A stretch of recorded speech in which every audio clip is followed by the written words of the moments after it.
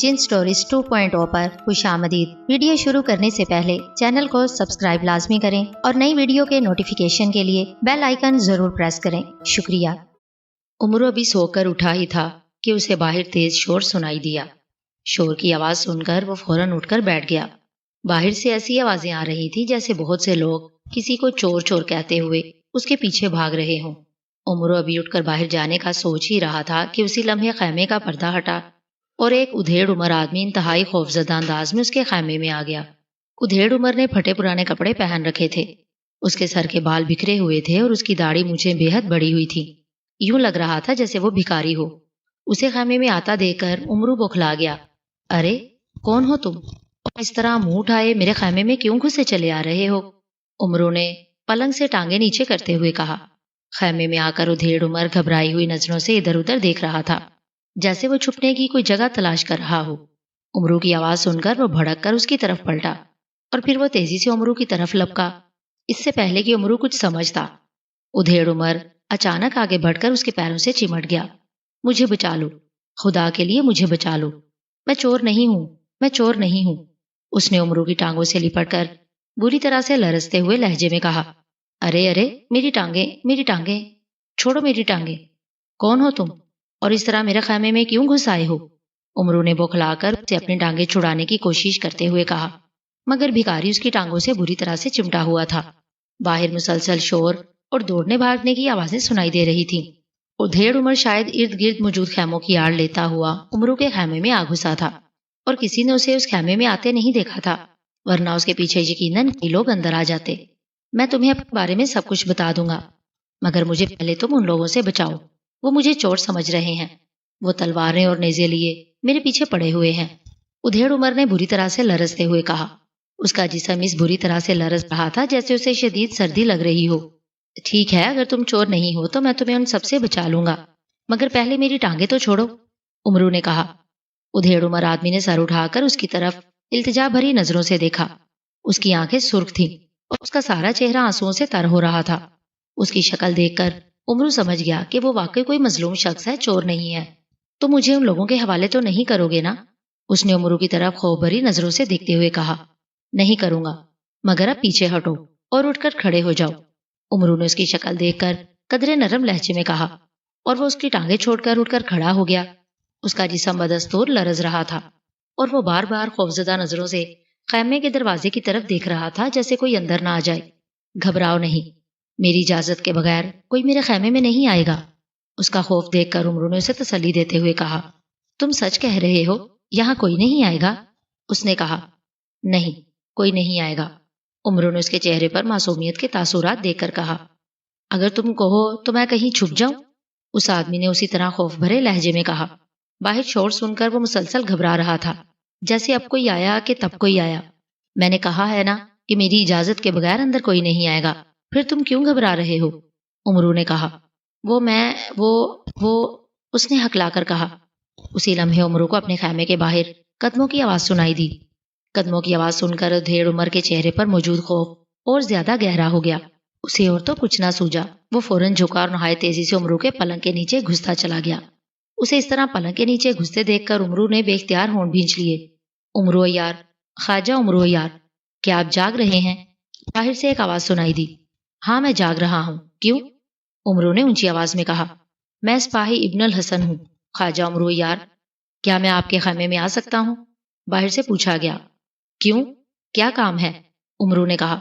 خیموں کی طرف ہم نے ایک چور دیکھا تھا، خواجہ عمرو یار، ہم اس کے پیچھے بھاگے تو وہ خیموں کی آڑ لیتا ہوا بھاگ گیا ہے، ہمیں خدشہ ہے کہ کہیں وہ آپ کے خیمے میں نہ آ گیا ہو۔ باہر سے سپاہی نے کہا۔ یہاں کوئی نہیں آیا، بہرحال تم اندر آ جاؤ، عمرو نے کہا۔ اس نے جان بوجھ کر یہاں کوئی نہیں آیا والی بات کی تھی تاکہ پلنگ کے نیچے چھپا ہوا آدمی جان لے کہ اس کا اسے کسی کے حوالے کرنے کا کوئی ارادہ نہیں ہے۔ اسی لمحے خیمے کا پردہ ہٹا اور دو محافظ اندر آ گئے، ان کے ہاتھوں میں تلواریں تھیں۔ اندر آتے ہی ان کی نظریں تیزی سے ادھر ادھر گردش کرنے لگیں۔ کس چور کی بات کر رہے ہو تم؟ عمرو نے ان کی طرف دیکھتے ہوئے تیز لہجے میں پوچھا۔ وہ ایک دبلا پتلا ادھیڑ عمر آدمی ہے، اس کی داڑھی، مونچھیں اور سر کے بال بے تحاشا بڑے ہوئے ہیں۔ اس نے ہلکے سبز رنگ کا پرانا سا لباس پہن رکھا ہے جناب، ایک سپاہی نے کہا۔ کہاں دیکھا تھا تم نے اسے، اور تم کیسے کہہ رہے ہو کہ وہ چور ہے؟ امرو نے تیز لہجے میں کہا۔ میں ایک اونچے پتھر پر کھڑا خیموں کی نگرانی کر رہا تھا جناب۔ اچانک میں نے خیموں کے پاس اس آدمی کو دیکھا۔ وہ بڑے پراسرار انداز میں مختلف خیموں کے ارد گرد گھوم رہا تھا۔ اس نے ایک دو خیموں میں جھانکنے کی بھی کوشش کی۔ میں نے اسے دور سے للکارا تو وہ خیموں کے پیچھے بھاگ گیا۔ میں پتھر سے چھلانگ لگا کر نیچے آیا اور اپنے ساتھیوں کو لے کر اس طرف آ گیا۔ ہم نے ہر طرف دیکھ لیا مگر وہ ہمیں کہیں دکھائی نہیں دیا، جس پر ہمیں شک ہوا کہ وہ کسی کے خیمے میں نہ گھس گیا ہو۔ سپاہی نے جواب دیتے ہوئے کہا، کیا وہ میرے خیمے کے ارد گرد بھی گھوم رہا تھا؟ امرو نے اس سے پوچھا۔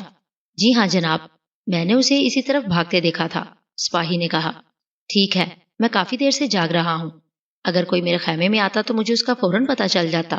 وہ کسی دوسرے خیمے میں نہ چلا گیا ہو۔ جاؤ دیکھو، دوسرے خیموں میں جا کر تلاش کرو اسے، امرو نے کہا۔ بہت بہتر جناب، آپ اپنا خیال رکھیں۔ ہو سکتا ہے اس کے پاس کوئی خطرناک ہتھیار ہو۔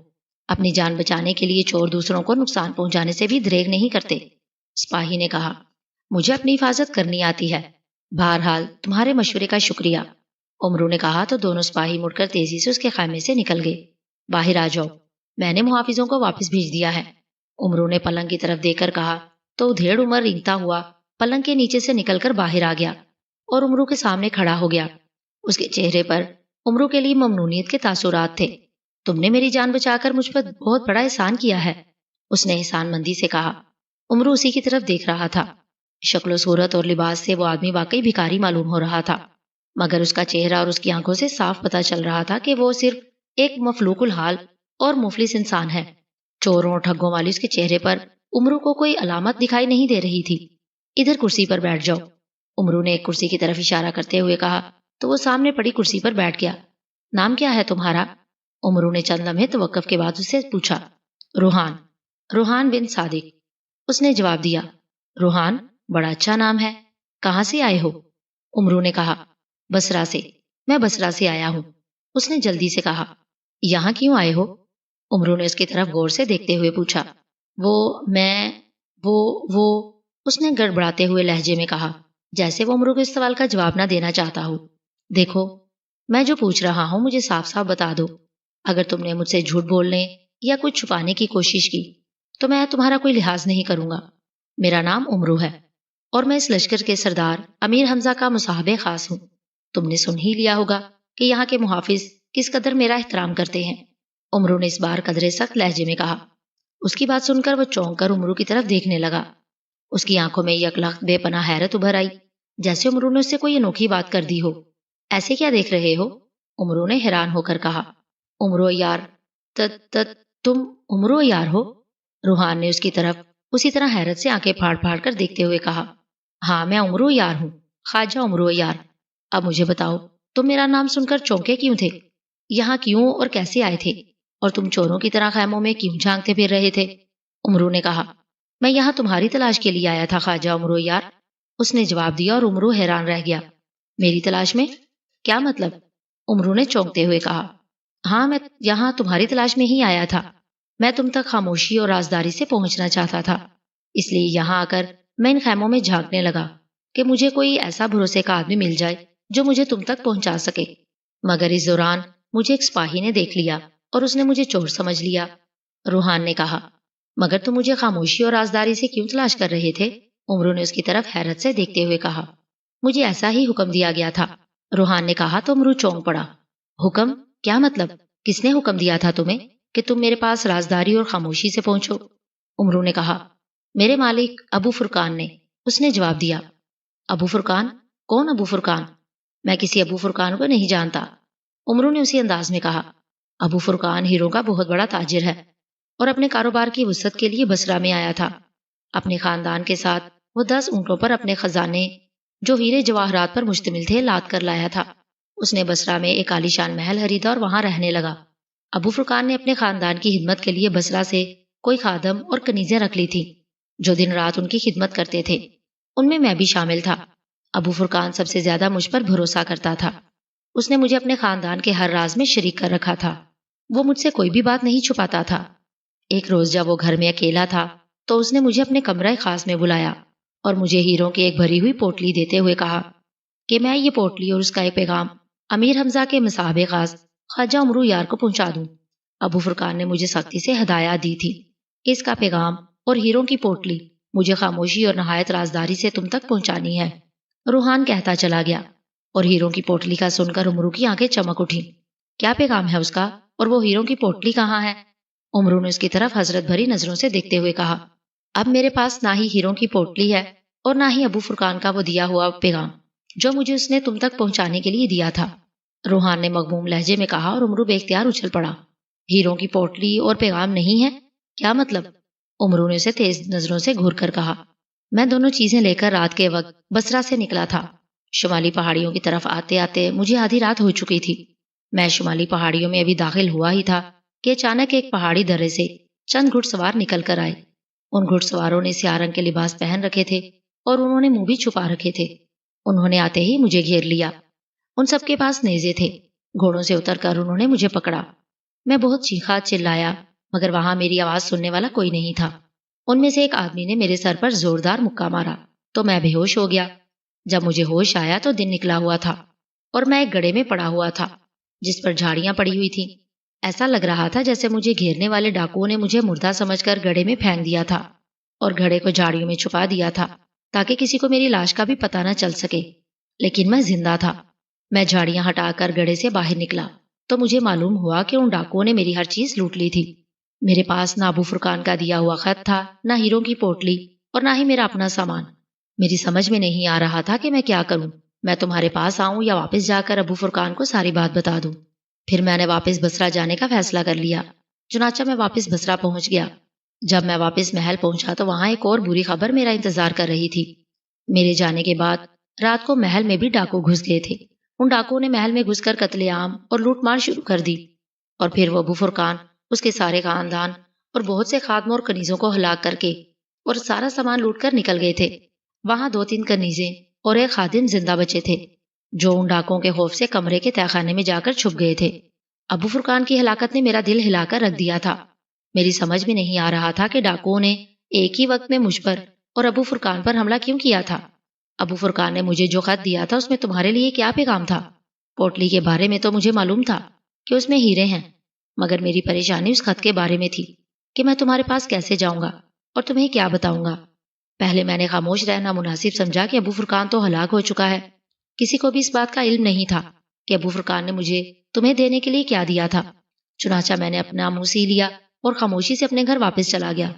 مگر رات جب میں اپنے کمرے میں سو رہا تھا تو اچانک میں ہڑبڑا کر اٹھ بیٹھا۔ مجھے یوں محسوس ہوا جیسے کسی نے مجھے جھنجھوڑ کر جگا دیا ہو۔ مجھے ایک تو اپنے کمرے میں اکیلے ہی سونے کی عادت تھی، دوسرے یہ کہ میں اندھیرے میں سو نہیں سکتا تھا۔ ساری رات میرے کمرے میں شمع یا مشل جلتی رہتی تھی۔ اس رات بھی میرے کمرے میں مشل روشن تھی۔ جب میری آنکھیں کھلیں تو کمرے میں گھپ اندھیرا چھایا ہوا تھا۔ مشل بجھ چکی تھی۔ اندھیرا دیکھ کر میں ڈر گیا۔ میں گھبرا کر اٹھا ہی تھا کہ اچانک مجھے ایسا لگا جیسے کسی نے پیچھے سے میرے دونوں کاندھے پکڑ لیے ہوں۔ میں خوف سے کپ کپانے لگا۔ ایسے میں مجھے ایک انتہائی خوفناک اور گراتی ہوئی آواز سنائی دی۔ روحان نے کہا، اور پھر وہ رک کر یوں گہرے گہرے سانس لینے لگا جیسے مسلسل بولتے بولتے تھک گیا ہو اور اب اپنا سانس بحال کر رہا ہو۔ امرو خاموشی اور حیرت سے اس کی باتیں سن رہا تھا۔ خواجہ امرو یار، تم یقین کرو یا نہ کرو، مگر میں تمہارے سامنے جھوٹ نہیں بولوں گا۔ وہ آواز میرے مالک ابو فرقان کی تھی جو بے حد غصے میں لگ رہا تھا۔ روحان نے خوف بھرے لہجے میں کہا، ابو فرقان؟ کیا مطلب؟ ابو فرقان وہاں کیسے آ گیا؟ تم نے تو کہا تھا کہ ڈاکوؤں نے اس کے خاندان کے ساتھ اسے بھی ہلاک کر دیا تھا۔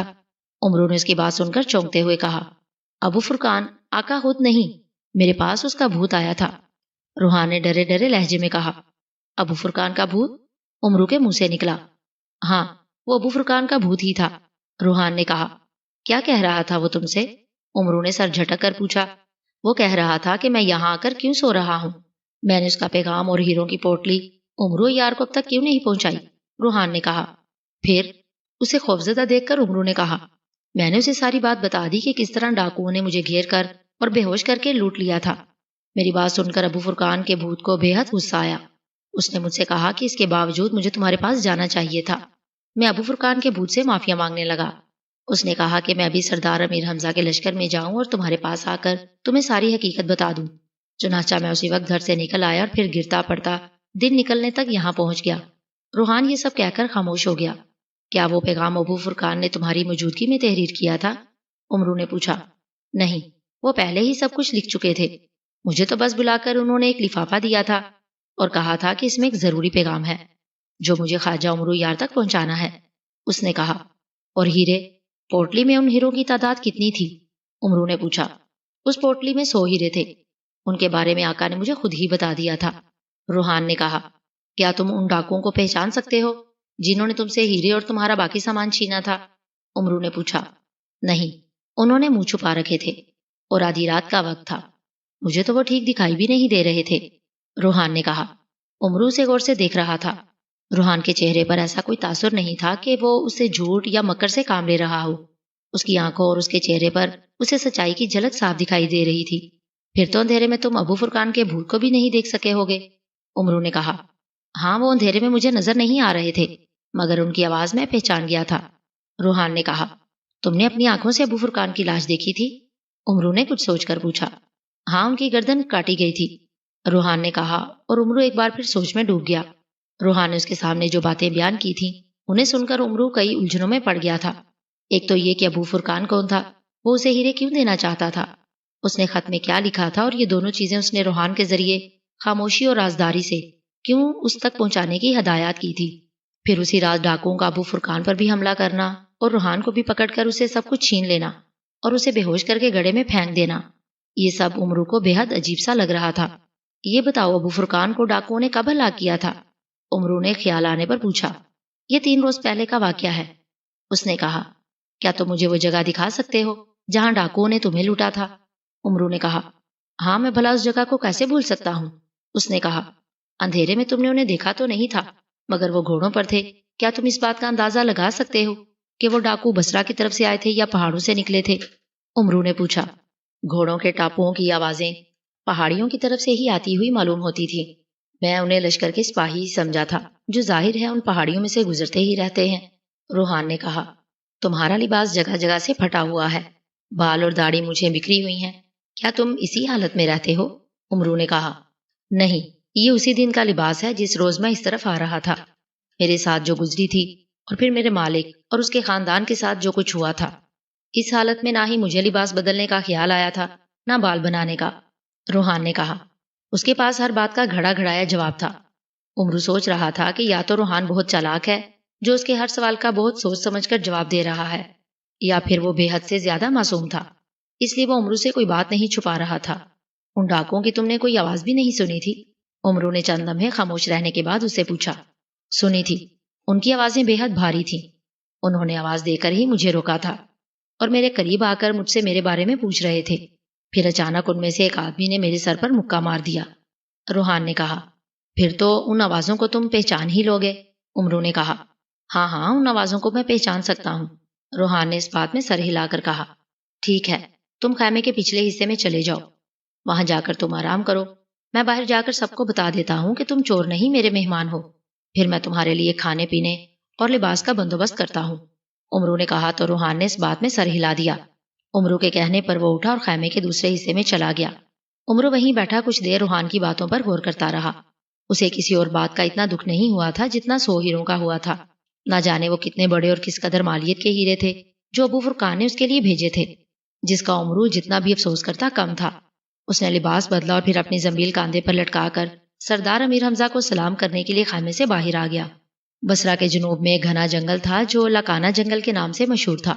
اس جنگل میں خطرناک درندے اور جانور نہیں تھے، نہ ہی جنگل گھنا اور خوفناک تھا، مگر اس کے باوجود لوگ اس جنگل کی طرف جانے سے ڈرتے تھے۔ لاکانہ جنگل کے بارے میں مشہور تھا کہ اس جنگل میں جنوں اور بھوتوں نے ڈیرے ڈال رکھے ہیں۔ اس جنگل میں جو بھی جاتا تھا نہ ہی کبھی اسے واپس آتے دیکھا گیا اور نہ ہی کبھی اس کی لاش ملی۔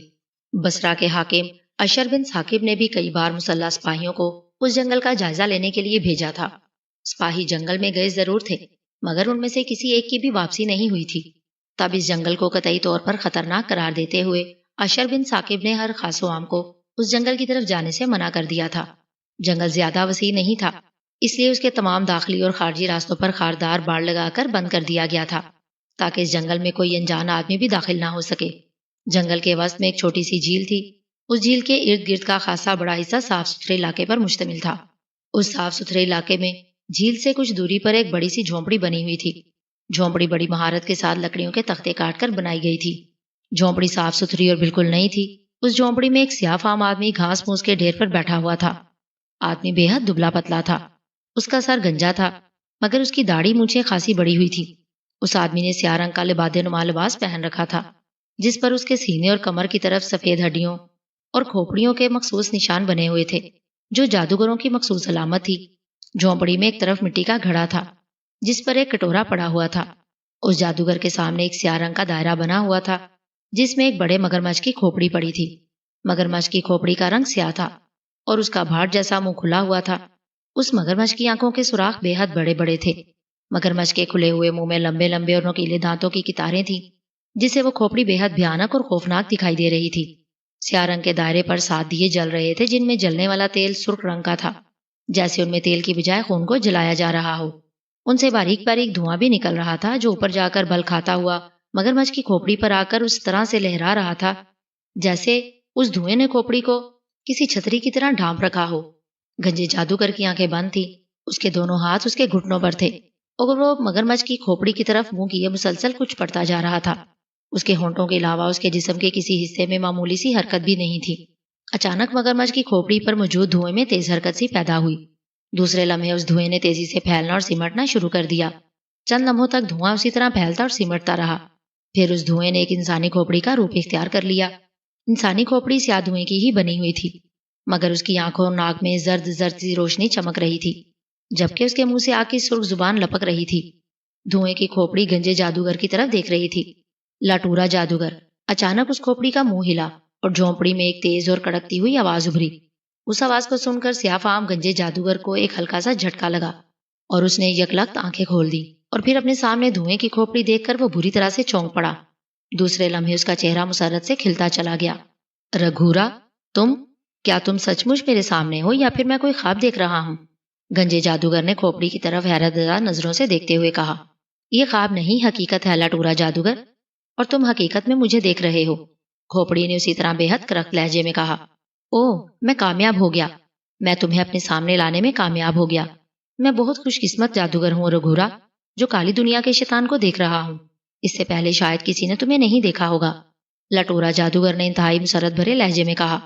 میں شیطان نہیں، شیطان کا سایہ ہوں، اور یہ بھی درست ہے کہ آج سے پہلے شیطان نے کسی کے پاس اپنا سایہ نہیں بھیجا۔ تم پہلے جادوگر ہو جس کے سامنے مجھے بھیجا گیا ہے، دھوئیں کی کھوپڑی نے جواب دیتے ہوئے کہا۔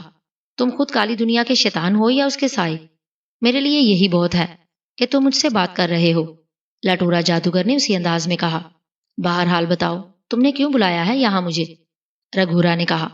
میں نے تمہیں 40 سال کی طویل اور صبر آزما پوجا کر کے بلایا ہے رگھورا۔ تمہیں بلانے کے لیے میں نے طویل جاپ کیا ہے، اور میں نے تمہارے نام پر سینکڑوں جانداروں کی بھیڑ بھی چڑھا دی ہے، جن میں انسانی بھیڑ بھی شامل ہے، لٹورا جادوگر نے کہا۔ جانتا ہوں، اسی لیے تو میں تمہارے سامنے موجود ہوں، رگھورا نے کہا۔ یہ طویل پوجا میں نے تمہیں اپنے سامنے بلانے اور تم سے اپنی 3 خواہشیں پوری کروانے کے لیے کی تھی رگھورا، لٹورا جادوگر نے کہا۔ اس کے لہجے میں عجیب سی بے چینی اور مسرت تھی۔ یہ بھی جانتا ہوں، رگھورا نے مخصوص لہجے میں کہا۔ تو کیا تم میری 3 خواہشیں پوری کرو گے؟ لٹورا جادوگر نے اس کی طرف بے چینی سے دیکھتے ہوئے پوچھا۔ مہا شیطان تمہاری پوجا پاٹ سے بہت خوش ہے۔ اس نے کالی دنیا کے شیطان کو حکم دیا تھا کہ مجھے تمہارے پاس بھیجا جائے اور تمہاری جو خواہشیں ہوں اسے پورا کیا جائے۔ تم بتاؤ، کیا ہیں تمہاری خواہشیں؟ رگھورا نے کہا۔ میری پہلی خواہش یہ ہے کہ تم مجھے مہا شیطان کے نام پر قیامت تک کی زندگی دے دو، مہا شیطان کی طرح مجھے قیامت تک موت نہ آئے، لٹورا جادوگر نے کہا۔ دوسری خواہش بتاؤ، رگھورا نے چونک کر اور پھر سخت لہجے میں کہا۔ دوسری خواہش کے مطابق میں اس ساری دنیا پر حکومت کرنا چاہتا ہوں، لٹورا جادوگر نے کہا۔ تیسری خواہش، رگھورا نے کہا۔ میری تیسری اور آخری خواہش یہ ہے کہ میں دنیا کا حسین ترین انسان بن جاؤں، اس قدر حسین کہ مجھ سے زیادہ حسین انسان اور کوئی نہ ہو، لٹورا جادوگر نے اسے اپنی تیسری خواہش بتاتے ہوئے کہا۔ ٹھیک ہے، میں تمہاری تینوں خواہشیں کالی دنیا کے شیطان تک پہنچا دیتا ہوں، وہ مہا شیطان کے دربار میں جائے گا اور پھر مہا شیطان چاہے گا تو تمہاری تینوں خواہشیں پوری کر دی جائیں گی، رگھورا نے کہا، اور اس کی بات سن کر لٹورا جادوگر کا کھلا ہوا چہرہ یکلخت اتر گیا، اس کی آنکھوں کی چمک کم ہو گئی۔ کیا تم میری ان 3 خواہشوں کو ابھی اور اسی وقت پورا نہیں کر سکتے؟ لٹورا جادوگر نے قدرے مایوسی کے عالم میں کہا۔ میں کالی دنیا کے کالے شیطان کا سایہ ہوں لٹورا جادوگر، میرا کام ان تک صرف پیغامات پہنچانے کا ہوتا ہے، اور کالا شیطان بھی مہا شیطان کے حکم کا پابند ہے۔ کالے شیطان تک مہا شیطان کا حکم پہنچتا ہے اور پھر کالا شیطان وہ حکم مجھے بتا کر اپنی ذریات تک پہنچانے کا کہتا ہے۔ اسی طرح ذریات کے پیغامات میں کالے شیطان تک لے جاتا ہوں اور پھر کالا شیطان مہا شیطان کے دربار میں چلا جاتا ہے۔ مہا شیطان اسی وقت احکامات صادر کرتا ہے جو کالا شیطان واپس آ کر مجھے بتا دیتا ہے۔ اس کے بعد میں ان احکامات کو ان ذریات تک پہنچا دیتا ہوں جن کے بارے میں مجھے ہدایات دی جاتی ہیں۔ رگھورا نے کہا، مگر تم نے تو کہا تھا کہ مہا شیطان میری پوجا پاٹ سے بہت خوش ہے اور اس نے کالے شیطان کو حکم دیا ہے کہ فوراً جا کر میری خواہشیں پوری کر دی جائیں۔ لٹورا جادوگر نے کہا، اگر تمہاری کوئی چھوٹی چھوٹی خواہشات ہوتی تو میں ان کو بھی پوری کر دیتا، مگر تم نے جو خواہشیں بتائی ہیں انہیں سوائے مہا شیطان کے اور کوئی پورا نہیں کر سکتا۔ رگھورا نے جواب دیتے ہوئے کہا، تم میری کون سی خواہشیں پوری کر سکتے ہو؟ لٹورا جادوگر نے پوچھا۔ میں تمہارے سامنے خزانوں کے ڈھیر لگا سکتا ہوں، تمہیں کسی بھی بڑے ملک کا بادشاہ بنا سکتا ہوں، تم کہو تو میں تمہیں طلسم ہوشربا کے شہنشاہ افراسیاب کی جگہ شہنشاہ بنا دوں، ہزاروں جادوگروں اور جادوگرنیوں کو تمہارا غلام بنا دوں، تمہارے لیے بڑے سے بڑا شیطانی محل بنا دوں۔ رگھورا نے جواب دیتے ہوئے کہا، بس تم میرے لیے اتنا ہی کر سکتے ہو؟ لٹورا جادوگر نے منہ بنا کر کہا جیسے اسے رگھورا کی یہ سب باتیں پسند نہ آئی ہوں۔ ہاں، رگھورا نے جواب دیا، ٹھیک ہے، میں چاہتا ہوں تم جا کر کالے شیطان کو بتا دو، وہ میری تینوں خواہشیں مہا شیطان کے دربار میں لے جائے گا، مجھے یقین ہے کہ مہا شیطان میری ان خواہشوں کو رد نہیں کرے گا۔ لٹورا جادوگر نے کہا، ٹھیک ہے، میں جاتا ہوں۔ رگھورا نے کہا۔ اسی لمحے دھوئیں میں ایک بار پھر تحریک پیدا ہوئی اور دیکھتے ہی دیکھتے دھواں سیاہ کھوپڑی سے دوبارہ سیاہ چھتری جیسا بنتا چلا گیا جس نے مگرمچھ کی کھوپڑی کو اوپر سے ڈھانپ رکھا تھا۔ اب یہ ساری دنیا میری ہوگی، ساری کی ساری دنیا پر میں حکمرانی کروں گا، مجھے کبھی موت نہیں آئے گی اور میں دنیا کا حسین ترین انسان بن کر زندہ رہوں گا، ہمیشہ ہمیشہ کے لیے۔ میں آج بہت خوش ہوں، بہت خوش۔ لٹورا جادوگر نے مسرت بھرے لہجے میں کہا۔ وہ اٹھا اور تیز تیز چلتا ہوا جھونپڑی کے دروازے کی طرف بڑھا، پھر وہ جھونپڑی سے نکلا اور وسطی جھیل کی طرف بڑھتا چلا گیا۔ جھیل کے کناروں پر چھوٹے بڑے پتھر اور چٹانیں پڑی تھیں۔ لٹورا جادوگر ایک بڑی چٹان پر چڑھ کر کھڑا ہو گیا، اس نے ہوا میں ہاتھ لہرایا، دوسرے لمحے اس کے ہاتھ میں ایک باریک دھار والا خنجر آ گیا۔ اس نے خنجر پر ایک منتر پڑھ کر پھونکا اور پھر اس نے خنجر سے دوسرے ہاتھ کی ہتھیلی پر ایک بڑا سا زخم لگا لیا۔ زخم سے یکلخت خون پھوٹ نکلا۔ جیسے ہی اس کے ہاتھ سے خون نکلا، اس نے اپنا ہاتھ فوراً آگے کر دیا اور اس کے ہاتھ سے نکلنے والے خون کے قطرے جھیل میں گرنے لگے۔ لٹورا جادوگر نے خنجر ہوا میں اچھالا تو خنجر جھماکے سے غائب ہو گیا۔ لٹورا جادوگر نے جھیل میں خون کے 40 قطرے گرا کر ہاتھ واپس کھینچ لیا۔ اس نے زخمی ہاتھ پر کوئی منتر پڑھ کر پھونکا تو اچانک اس کے ہاتھ سے خون بہنا رک گیا، بلکہ اس کا زخم بھی حیرت انگیز طور پر منجمد ہو گیا۔ اس نے خون کے جو 40 قطرے جھیل میں ٹپکائے تھے وہ پانی میں ملے بغیر سرخ موتیوں کی طرح پانی میں ڈوبتے چلے گئے۔ میرے خون کی بھیٹ قبول کرو نکوشا اور فوراً جھیل سے باہر آ جاؤ، لٹورا جادوگر نے جھیل کی طرف دیکھتے ہوئے چیختی ہوئی آواز میں کہا۔ اسی لمحے جھیل میں ہلچل سی پیدا ہوئی اور پھر جھیل کا پانی اچانک سرخ ہونا شروع ہو گیا۔ دیکھتے ہی دیکھتے ساری جھیل یوں سرخ ہو گئی جیسے اس میں پانی کی بجائے خون ہی خون بھرا ہو۔ پھر جھیل کا سرخ پانی ابلنے لگا، پھر اچانک جھیل کے درمیان میں ایک جوار بھاٹا سا پھوٹتا دکھائی دیا۔ سرخ پانی میں ایک بڑا سا سوراخ بن گیا تھا اور اس سوراخ میں سے تیز شور کے ساتھ آگ نکلنا شروع ہو گئی۔ آگ کا فوارہ کافی بلندی تک جا رہا تھا۔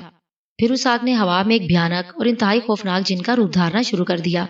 سرخ رنگ کا جن جو آگ کا بنا ہوا تھا، اس جن کا سر بے حد بڑا تھا، بڑی بڑی اور لمبی لمبی آنکھیں، گنجا سر، موٹی ناک اور اس کے ہونٹ بے حد موٹے موٹے تھے۔ اس کا جسم اور اس کے ہاتھ بھی بے حد بڑے بڑے تھے۔ اس کے سارے جسم سے آگ کے شعلے ٹپک رہے تھے جیسے وہ آتش جن ہو۔ وہ آگ بنا صرف ناف تک نمودار ہوا تھا۔ اس کے جسم کا نچلا حصہ جھیل سے نکلنے والی آگ میں ہی چھپا ہوا تھا۔ میں آ گیا ہوں لٹورا جادوگر، بولو کیوں بلایا ہے مجھے؟ اچانک اس جن کے منہ سے گھن گرج جیسی خوفناک آواز نکلی۔ مجسم ہو کر جھیل سے باہر نکل آؤ، میرے سامنے اس بھیانک جن کے بجائے ایک عام آدم ذات کے روپ میں ظاہر ہونا۔ لٹورا جادوگر نے کہا، نکوشا تمہارا غلام ہے، تمہارا حکم ماننا نکوشا پر فرض ہے۔ آتش جن نکوشا نے کہا، پھر وہ دوبارہ آگ بنا۔ دوسرے لمحے آگ کا فوارہ جھیل سے نکل کر ہوا میں بلند ہوا اور پھر کافی بلندی پر جا کر کسی ناگ کی طرح پلٹ کر نیچے آیا اور لٹورا جادوگر کے عقب میں زمین پر آ گیا۔ لٹورا جادوگر مڑا تو وہاں آگ کا لاؤ روشن تھا جو تیزی سے سکڑتا جا رہا تھا اور سیاہ رنگت اختیار کرتا جا رہا تھا۔ چند لمحوں بعد اس آگ کی جگہ وہاں ایک لمبا تڑنگا اور انتہائی طاقتور انسان کھڑا تھا۔ اس انسان کی لمبی مونچھیں تھیں جن کے سرے سیاہ بچھوں کے ڈنکوں کی طرح مڑے ہوئے تھے۔ اس کے جسم پر نیلی قمیض تھی، اس پر اس نے کاسنی رنگ کی واسکٹ سی پہن رکھی تھی، اسی رنگ کا اس نے جانگیا پہن رکھا تھا اور اس کے پیروں میں کسی جانور کی موٹی کھال کے بھورے رنگ کے جوتے تھے۔ اس انسان کے گلے میں سیاہ رنگ کی ایک ڈوری تھی جس میں ایک چھوٹی سی انسانی کھوپڑی جھول رہی تھی۔ وہ بے حد طاقتور، لڑاکا اور خوفناک جلاد دکھائی دے رہا تھا۔ نکوشا جن، لٹورا جادوگر نے اس کی طرف دیکھتے ہوئے کرخت لہجے میں کہا۔ حکم آقا، نکوشا جن نے مودبانہ لہجے میں کہا۔ آج کے بعد تم میرے سامنے اسی روپ میں رہو گے۔ اب تمہیں ہر وقت اور ہر لمحے میرے سامنے رہنا ہے۔ نہ تم جن بنو گے اور نہ ہی اب تم جھیل میں واپس جاؤ گے، لٹورا جادوگر نے کہا۔ جو حکم آقا، نکوشا جن نے سر جھکا کر کہا۔ اب میرے ساتھ چلو، مجھے تم سے ایک ضروری کام لینا ہے، لٹورا جادوگر نے کہا اور مڑ کر ایک طرف بڑھنے لگا۔ نکوشا جن بغیر کسی اعتراض کے اس کے پیچھے چل پڑا، جیسے لٹورا جادوگر کا ہر حکم پورا کرنا اس کے لیے ضروری ہو۔ امرو یار نے روحان کی تمام مشکلیں آسان کر دیں۔ اس نے روحان کے بارے میں لشکر کے سپاہیوں کو بتایا تھا کہ وہ اس کا مہمان ہے، جو خیموں میں اسے تلاش کرتا پھر رہا تھا۔ اس پر بھلا کسی کو کیا اعتراض ہو سکتا تھا؟ اس لیے روحان اب امرو کی جھونپڑی سے نکل کر آزادی سے وہاں گھوم پھر سکتا تھا۔ امرو کے کہنے پر اسے نیا لباس بھی دے دیا گیا تھا اور اسے شاہی مہمان خانے میں پہنچا کر اسے کھانے پینے کا سامان بھی فراہم کر دیا تھا، جس سے روحان بے حد خوش تھا۔ امرو نے سردار امیر حمزہ کو بھی ساری حقیقت بتا دی تھی، جسے سن کر سردار امیر حمزہ بھی حیران رہ گئے تھے۔ پھر سردار امیر حمزہ کے حکم پر لشکر کے بے شمار سپاہی روحان کے ساتھ ان پہاڑیوں کی طرف گئے جہاں ڈاکوؤں نے اسے لوٹا تھا۔ سپاہیوں نے پہاڑیوں میں، غاروں میں اور دراڑوں میں ہر جگہ چھان ماری تھی، مگر انہیں ان پہاڑیوں میں کسی بھی ڈاکو کی کوئی نشانی نہیں ملی تھی۔ امرو نے خود بھی وہاں آ کر چھان بین کی، مگر اسے بھی وہاں کسی ڈاکو کا کوئی سراغ نہیں ملا تھا۔ پھر امرو کی طرح سردار امیر حمزہ نے بھی روحان سے بات چیت کی۔ روحان نے سردار امیر حمزہ سے بھی کوئی بات نہیں چھپائی تھی، جس پر سردار امیر حمزہ نے امرو سے کہا تھا کہ روحان کی بتائی ہوئی کوئی بھی بات جھوٹی اور بناوٹی نہیں ہے، جس سے امرو کو روحان پر اور زیادہ یقین ہو گیا۔ ساری چھان بین کر کے امرو سپاہیوں کے ساتھ واپس لشکر میں آ گیا۔ روحان چونکہ اب سردار امیر حمزہ کا شاہی مہمان بن چکا تھا، اس لیے امرو اس کی طرف سے بے فکر ہو گیا تھا۔ وہ اپنے خیمے میں آ گیا اور خیمے میں بیٹھا اب بھی ابو فرقان، اس کے پیغام اور ہیروں کے بارے میں ہی سوچ رہا تھا۔ محافظ بونے، جب امرو کی سمجھ میں کچھ نہ آیا تو اس نے محافظ بونے سے ان ساری باتوں کا جواب مانگنے کا فیصلہ کر لیا۔ سنہری تختی کی طرح زنبیل کا محافظ بونا بھی اس کے ہر سوال کا جواب دے سکتا تھا۔ حکم آقا، اس کی آواز سن کر محافظ بونے نے زنبیل سے سر نکال کر کہا۔ زنبیل سے نکل کر باہر آؤ، مجھے تم سے ضروری بات کرنی ہے، امرو نے سنجیدگی سے کہا۔ جو حکم آقا، محافظ بونے نے کہا اور زنبیل سے اچک کر باہر نکل آیا اور ہوا میں اڑتا ہوا عین امرو کے سامنے آ گیا۔ وہ امرو کے سامنے ہوا میں معلق ہو گیا۔ محافظ بونے، میں بہت پریشان ہوں، امرو نے کہا۔ میں دیکھ رہا ہوں آقا، محافظ بونے نے سنجیدگی سے کہا۔ دیکھ رہے ہو؟ پھر تو تمہیں یہ بھی معلوم ہوگا کہ میں کیوں پریشان ہوں، امرو نے مسکرا کر کہا۔ مجھے معلوم ہے آقا، مگر آپ مجھ سے جو پوچھنا چاہتے ہیں اس کے بارے میں ابھی بھی کچھ نہیں جانتا، محافظ بونے نے کہا اور امرو چونک کر اس کی طرف دیکھنے لگا۔ تم بھی نہیں جانتے؟ پھر مجھے ساری حقیقت کے بارے میں علم کیسے ہوگا؟ میں تو سوچ رہا تھا کہ تمہیں ہر بات کا علم ہوگا، امرو نے حیرت بھرے لہجے میں کہا۔ میں زنبیل میں رہتا ہوں آقا، اور زنبیل میں رہ کر میں بھلا باہر کے حالات کے بارے میں کیسے جان سکتا ہوں، محافظ بونے نے کہا۔ او ہاں، زنبیل میں رہ کر تم واقعی باہر کے حالات کے بارے میں کیسے جان سکتے ہو؟ ٹھیک ہے، تم زنبیل میں واپس چلے جاؤ، میں سنہری تختی سے پوچھ لیتا ہوں، سنہری تختی مجھے ساری حقیقت سے آگاہ کر دے گی، امرو نے کہا۔ سنہری تختی زنبیل سے نکالنے کی بجائے آپ مجھے تھوڑا سا وقت دیں تو میں ساری حقیقت کا پتہ لگا لوں گا آقا، پھر واپس آ کر میں آپ کو ساری حقیقت سے آگاہ کر دوں گا، محافظ بونے نے کہا۔ کتنا وقت لگے گا تمہیں؟ امرو نے پوچھا۔ بس تھوڑی دیر، محافظ بونے نے جواب دیا۔ ٹھیک ہے، جاؤ، مگر جلدی واپس آ جانا، میں یہیں تمہارا انتظار کر رہا ہوں، امرو نے اس بات میں سر ہلا کر کہا۔ بس، میں گیا اور ابھی آیا، محافظ بونے نے کہا اور چھپاکے سے وہاں سے غائب ہو گیا۔ اب امرو کے چہرے پر اطمینان تھا، اسے معلوم تھا کہ اب بونا محافظ ہر بات کا پتہ لگا کر ہی واپس آئے گا۔ اسے اب ان ڈاکوؤں کے بارے میں بھی پتہ چل جائے گا جو روحان سے ہیرے اور ابو فرقان کا خط چھین کر لے گئے تھے۔ اس خط میں کیا لکھا تھا؟ محافظ بونا اس سے بھی آگاہ کر دے گا۔ اس کے علاوہ ابو فرقان کو کن ڈاکوؤں نے قتل کیا تھا، اس کے بارے میں بھی اسے معلوم ہو جائے گا۔ پھر امرو اور سردار امیر حمزہ کو ان ڈاکوؤں کے بارے میں بتا دے گا جو سپاہی بھیج کر ان سب کو گرفتار کروا لیں گے، تاکہ انہیں ابو فرقان، اس کے خاندان اور اس کے ملازمین کے قتل اور لوٹ مار کی کڑی سے کڑی سزا دے سکیں۔ امرو کو زیادہ فکر ان 100 ہیروں کی ہی تھی جو فرقان نے اسے تحفے میں بھجوائے تھے۔ ان ہیروں کو امرو نے ابھی دیکھا تک نہیں تھا، مگر ان کی چمک امرو کی آنکھوں کے سامنے بار بار لہرا رہی تھی، اور جلد سے جلد وہ سارے ہیرے ان ڈاکوؤں سے واپس لینا چاہتا تھا۔ تھوڑی ہی دیر میں محافظ بونا واپس آ گیا۔ محافظ بونا بے حد پریشان اور فکر مند نظر رہا تھا۔ بڑی جلدی واپس آ گئے ہو، اور یہ تمہارا منہ کیوں لٹکا ہوا ہے؟ عمرو نے اسے دیکھ کر چونکتے ہوئے کہا۔ ایک بہت خوفناک بات کا پتہ چلا ہے آقا، محافظ بونے نے پریشانی کے عالم میں جواب دیتے ہوئے کہا۔ خوفناک بات؟ کیا مطلب؟ عمرو نے چونک کر کہا۔ ہاں آقا، ایک جادوگر کی وجہ سے ساری دنیا خطرے میں ہے۔ وہ شیطانی طاقتوں کی وجہ سے پوری دنیا پر اپنا قبضہ کرنا چاہتا ہے۔ محافظ بونے نے کہا۔ کون ہے وہ جادوگر؟ عمرو نے کہا۔ اس جادوگر کا نام لٹورا جادوگر ہے۔ وہ یہاں سے دور لاکانا جنگل میں رہتا ہے، جسے بھوت جنگل کہا جاتا ہے۔ محافظ بونے نے جواب دیتے ہوئے کہا۔ بھوت جنگل؟ تم اس لاکانا جنگل کی بات تو نہیں کر رہے جو بسرا کے جنوب میں ہے، اور کہا جاتا ہے کہ اس جنگل میں جانے والا کبھی لوٹ کر واپس نہیں آتا؟ بسرا کے حاکم نے بھی اس جنگل میں جانے والے تمام راستے بند کر رکھے ہیں۔ عمرو نے کہا۔ ہاں آقا، میں آپ کو اسی جنگل کے بارے میں بتا رہا ہوں۔ لٹورا جادوگر اسی جنگل میں موجود ہے۔ اس جنگل میں کوئی بھوت نہیں ہے، محافظ بونے نے کہا۔ تو پھر اس جنگل میں جو جاتا ہے وہ واپس لوٹ کر کیوں نہیں آتا؟ کہاں غائب ہو جاتے ہیں سب کے سب؟ عمرو نے حیرت بھرے لہجے میں کہا۔ لاکانا جنگل میں جانے والے ہر انسان کو لٹورا جادوگر ہی غائب کرواتا ہے آقا۔ اس جنگل میں خونی جھیل ہے، جس میں ایک طاقتور اور خوفناک جن رہتا ہے۔ اس جن کا نام نکوشا ہے۔ وہ آدم خور جن ہے۔ لٹورا جادوگر کی پوری سرار طاقتیں جنگل میں آنے والے ہر انسان کو لے جا کر اس خونی جھیل میں پھینک دیتی ہیں، جہاں نکوشا جن ان کا شکار کر کے ان کا خون بھی پی جاتا ہے اور ان کا گوشت بھی کھا جاتا ہے۔ اس لیے آج تک اس جنگل میں جانے والا کوئی بھی انسان واپس لوٹ کر نہیں آیا، محافظ بونے نے کہا۔ تو ان سارے انسانوں کی گمشدگی کا ذمہ دار لٹورا جادوگر اور نکوشا جن ہے؟ عمرو نے ہونٹ سکوڑتے ہوئے کہا۔ ہاں آقا، لٹورا جادوگر اس جنگل میں پچھلے 40 سالوں سے موجود ہے۔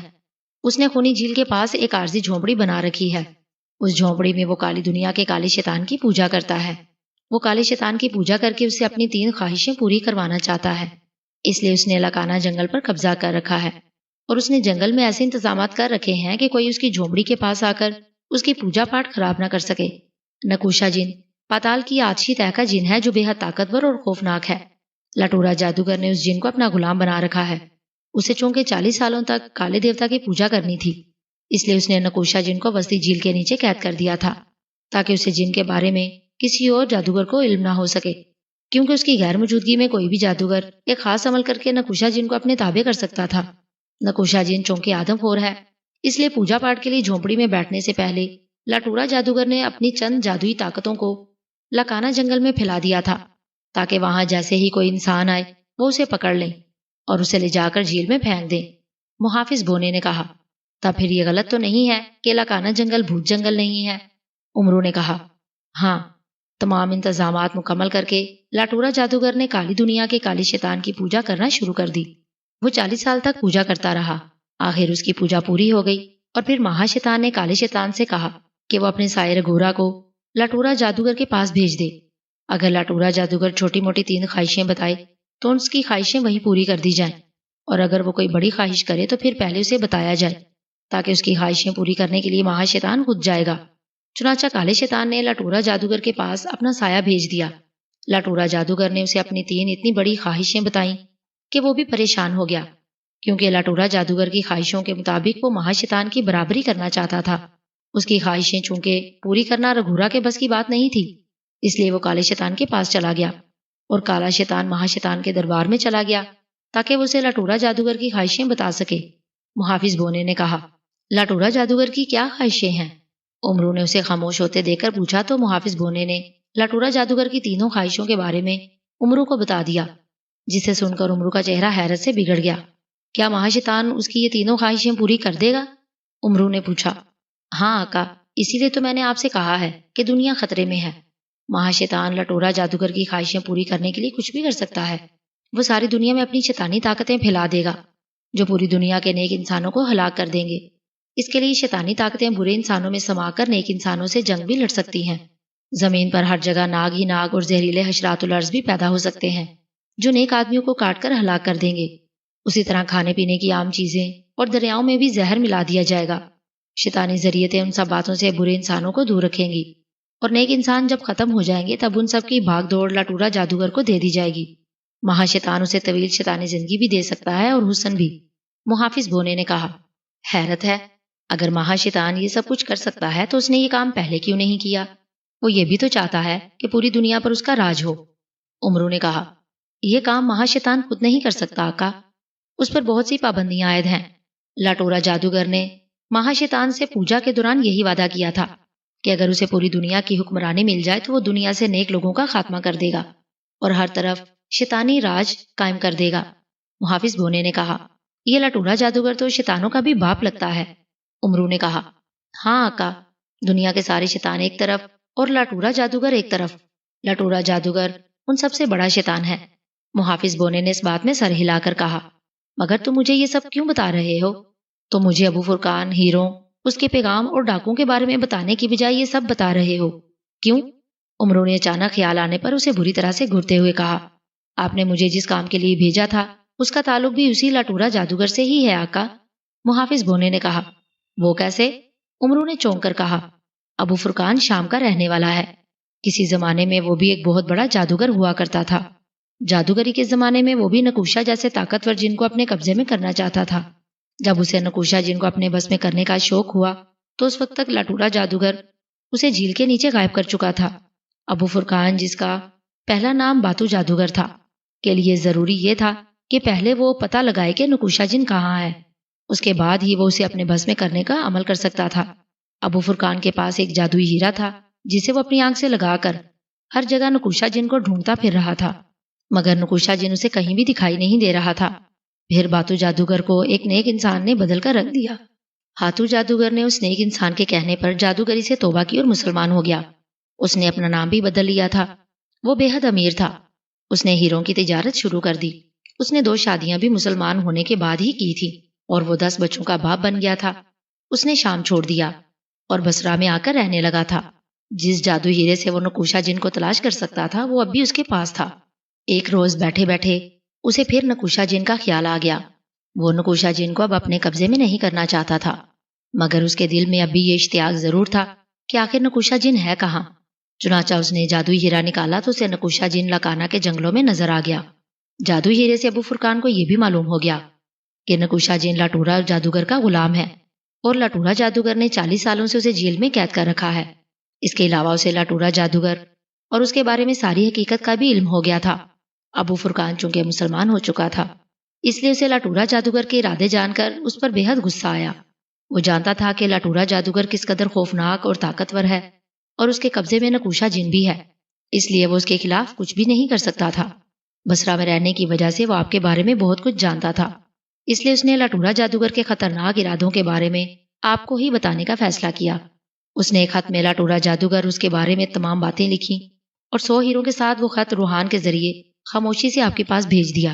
ان ہیروں میں وہ جادوئی ہیرا بھی تھا جسے آنکھ سے لگا کر آپ لاٹورا جادوگر کے بارے میں خود بھی جان سکتے تھے۔ ادھر جب ابو فرقان جادوئی ہیرے سے لاٹورا جادوگر کی حقیقت جان رہا تھا تو ادھر لاٹورا جادوگر کو بھی اپنی جادوئی طاقتوں سے اس بات کا پتہ چل گیا تھا کہ کوئی اس کے بارے میں جاننے کی کوشش کر رہا ہے۔ چنانچہ اس نے فوراً اپنے چند جادوئی پتلوں کو ڈاکوؤں کے روپ میں ابو فرقان کی طرف روانہ کر دیا، جنہوں نے ابو فرقان سمیت اس کے تمام خاندان کو ہلاک کر دیا۔ ان جادوئی پتلوں کو اس بات کا بھی علم تھا کہ روحان جادوئی ہیرا اور لاٹورا جادوگر کے بارے میں پیغام لے کر جا رہا ہے۔ چنانچہ انہوں نے آ کر روحان کو گھیر لیا اور اس سے تمام چیزیں چھین لیں۔ وہ روحان کو بھی ہلاک کر دیتے، مگر روحان مقدس کتاب کا حافظ تھا، اس لیے جادوئی طاقتیں اسے ہلاک نہیں کر سکی۔ وہ اسے بے ہوش کر کے گڑھے میں پھینک گئی۔ محافظ بونے نے ساری تفصیل بتاتے ہوئے کہا، تو یہ ہے اصل چکر۔ اس کا مطلب یہ ہے کہ جادوئی ہیرے کے ساتھ ساتھ باقی ہیرے بھی اب لٹورا جادوگر کے پاس ہی ہیں۔ عمروں نے ساری بات سمجھتے ہوئے کہا، ہاں آقا۔ محافظ بونے نے اس بات میں سر ہلا کر کہا، مجھے یہ ساری باتیں جا کر سردار امیر حمزہ کو بھی بتانی ہوں گی، پھر جیسا وہ کہیں گے میں اس پر عمل کروں گا۔ عمروں نے کہا تو محافظ بونے نے اس بات میں سر ہلا دیا۔ اس بات کا تو مجھے یقین ہے کہ سردار امیر حمزہ ساری حقیقت جان کر مجھے فوری طور پر اس جادوگر کو ہلاک کرنے کا حکم دے دیں گے، مگر تم نے مجھے یہ نہیں بتایا کہ مہا شیطان نے لاٹورا جادوگر کی تینوں شرطیں مانی بھی ہیں یا نہیں۔ اگر اس نے لاٹورا جادوگر کی شرطیں مان لی ہیں تو پھر تو میرے لیے اسے ہلاک کرنا مشکل ہو جائے گا، کیونکہ مہا شیطان اسے شیطانی زندگی دے دے گا۔ اور کیا وہ اب بھی لاکانا کے جنگل میں ہی موجود ہے؟ اب تو وہ کہیں بھی جا سکتا ہے۔ عمروں نے کہا، لاٹورا جادوگر نکوشا جن کے ساتھ ابھی اسی لاکانا جنگل میں ہی ہے آقا، اسے 40 روز تک ابھی اسی جنگل میں رہنا ہے۔ محافظ بونے نے کہا، اور پھر اس نے عمرو کو وہ باتیں بتا دیں جو سیاہ دھوئیں کی کھوپڑی رگھورا نے لاٹورا جادوگر کو بتائی تھی کہ اسے 40 روز تک انتظار کرنا پڑے گا۔ بہت خوب محافظ بونے، بہت خوب۔ اس کا مطلب ہے ابھی ہمارے پاس 40 دن ہیں۔ ان 40 دن میں اگر میں لٹورا جادوگر کو ہلاک کر دوں تو نہ رہے گا بانس اور نہ بجے گی بانسری۔ مطلب جب لٹورا جادوگر ہی ہلاک ہو جائے گا تو مہا شیطان کس کی خواہش پوری کرے گا؟ امرو نے خوشی سے اچھلتے ہوئے کہا۔ اب آئی بات آپ کی سمجھ میں، محافظ بونے نے آنکھیں نکال کر کہا تو امرو بے اختیار ہنس پڑا۔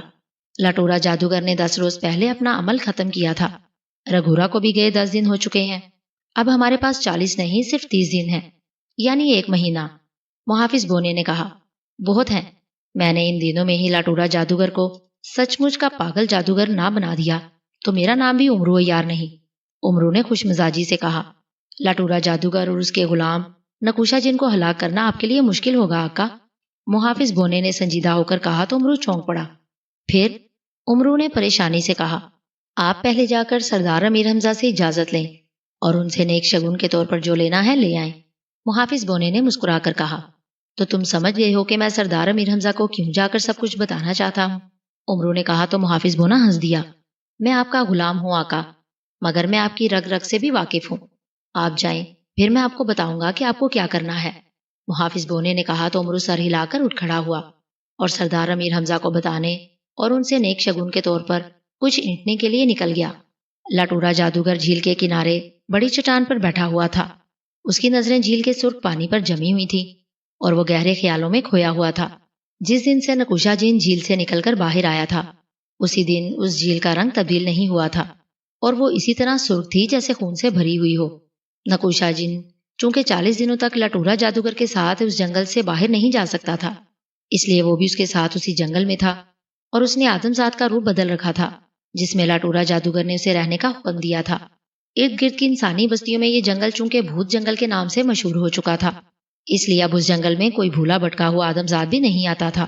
آدمزادوں کے وہاں نہ آنے سے نکوشا جن بے حد پریشان تھا، اسے آدمزادوں کا خون پیے کئی روز ہو چکے تھے۔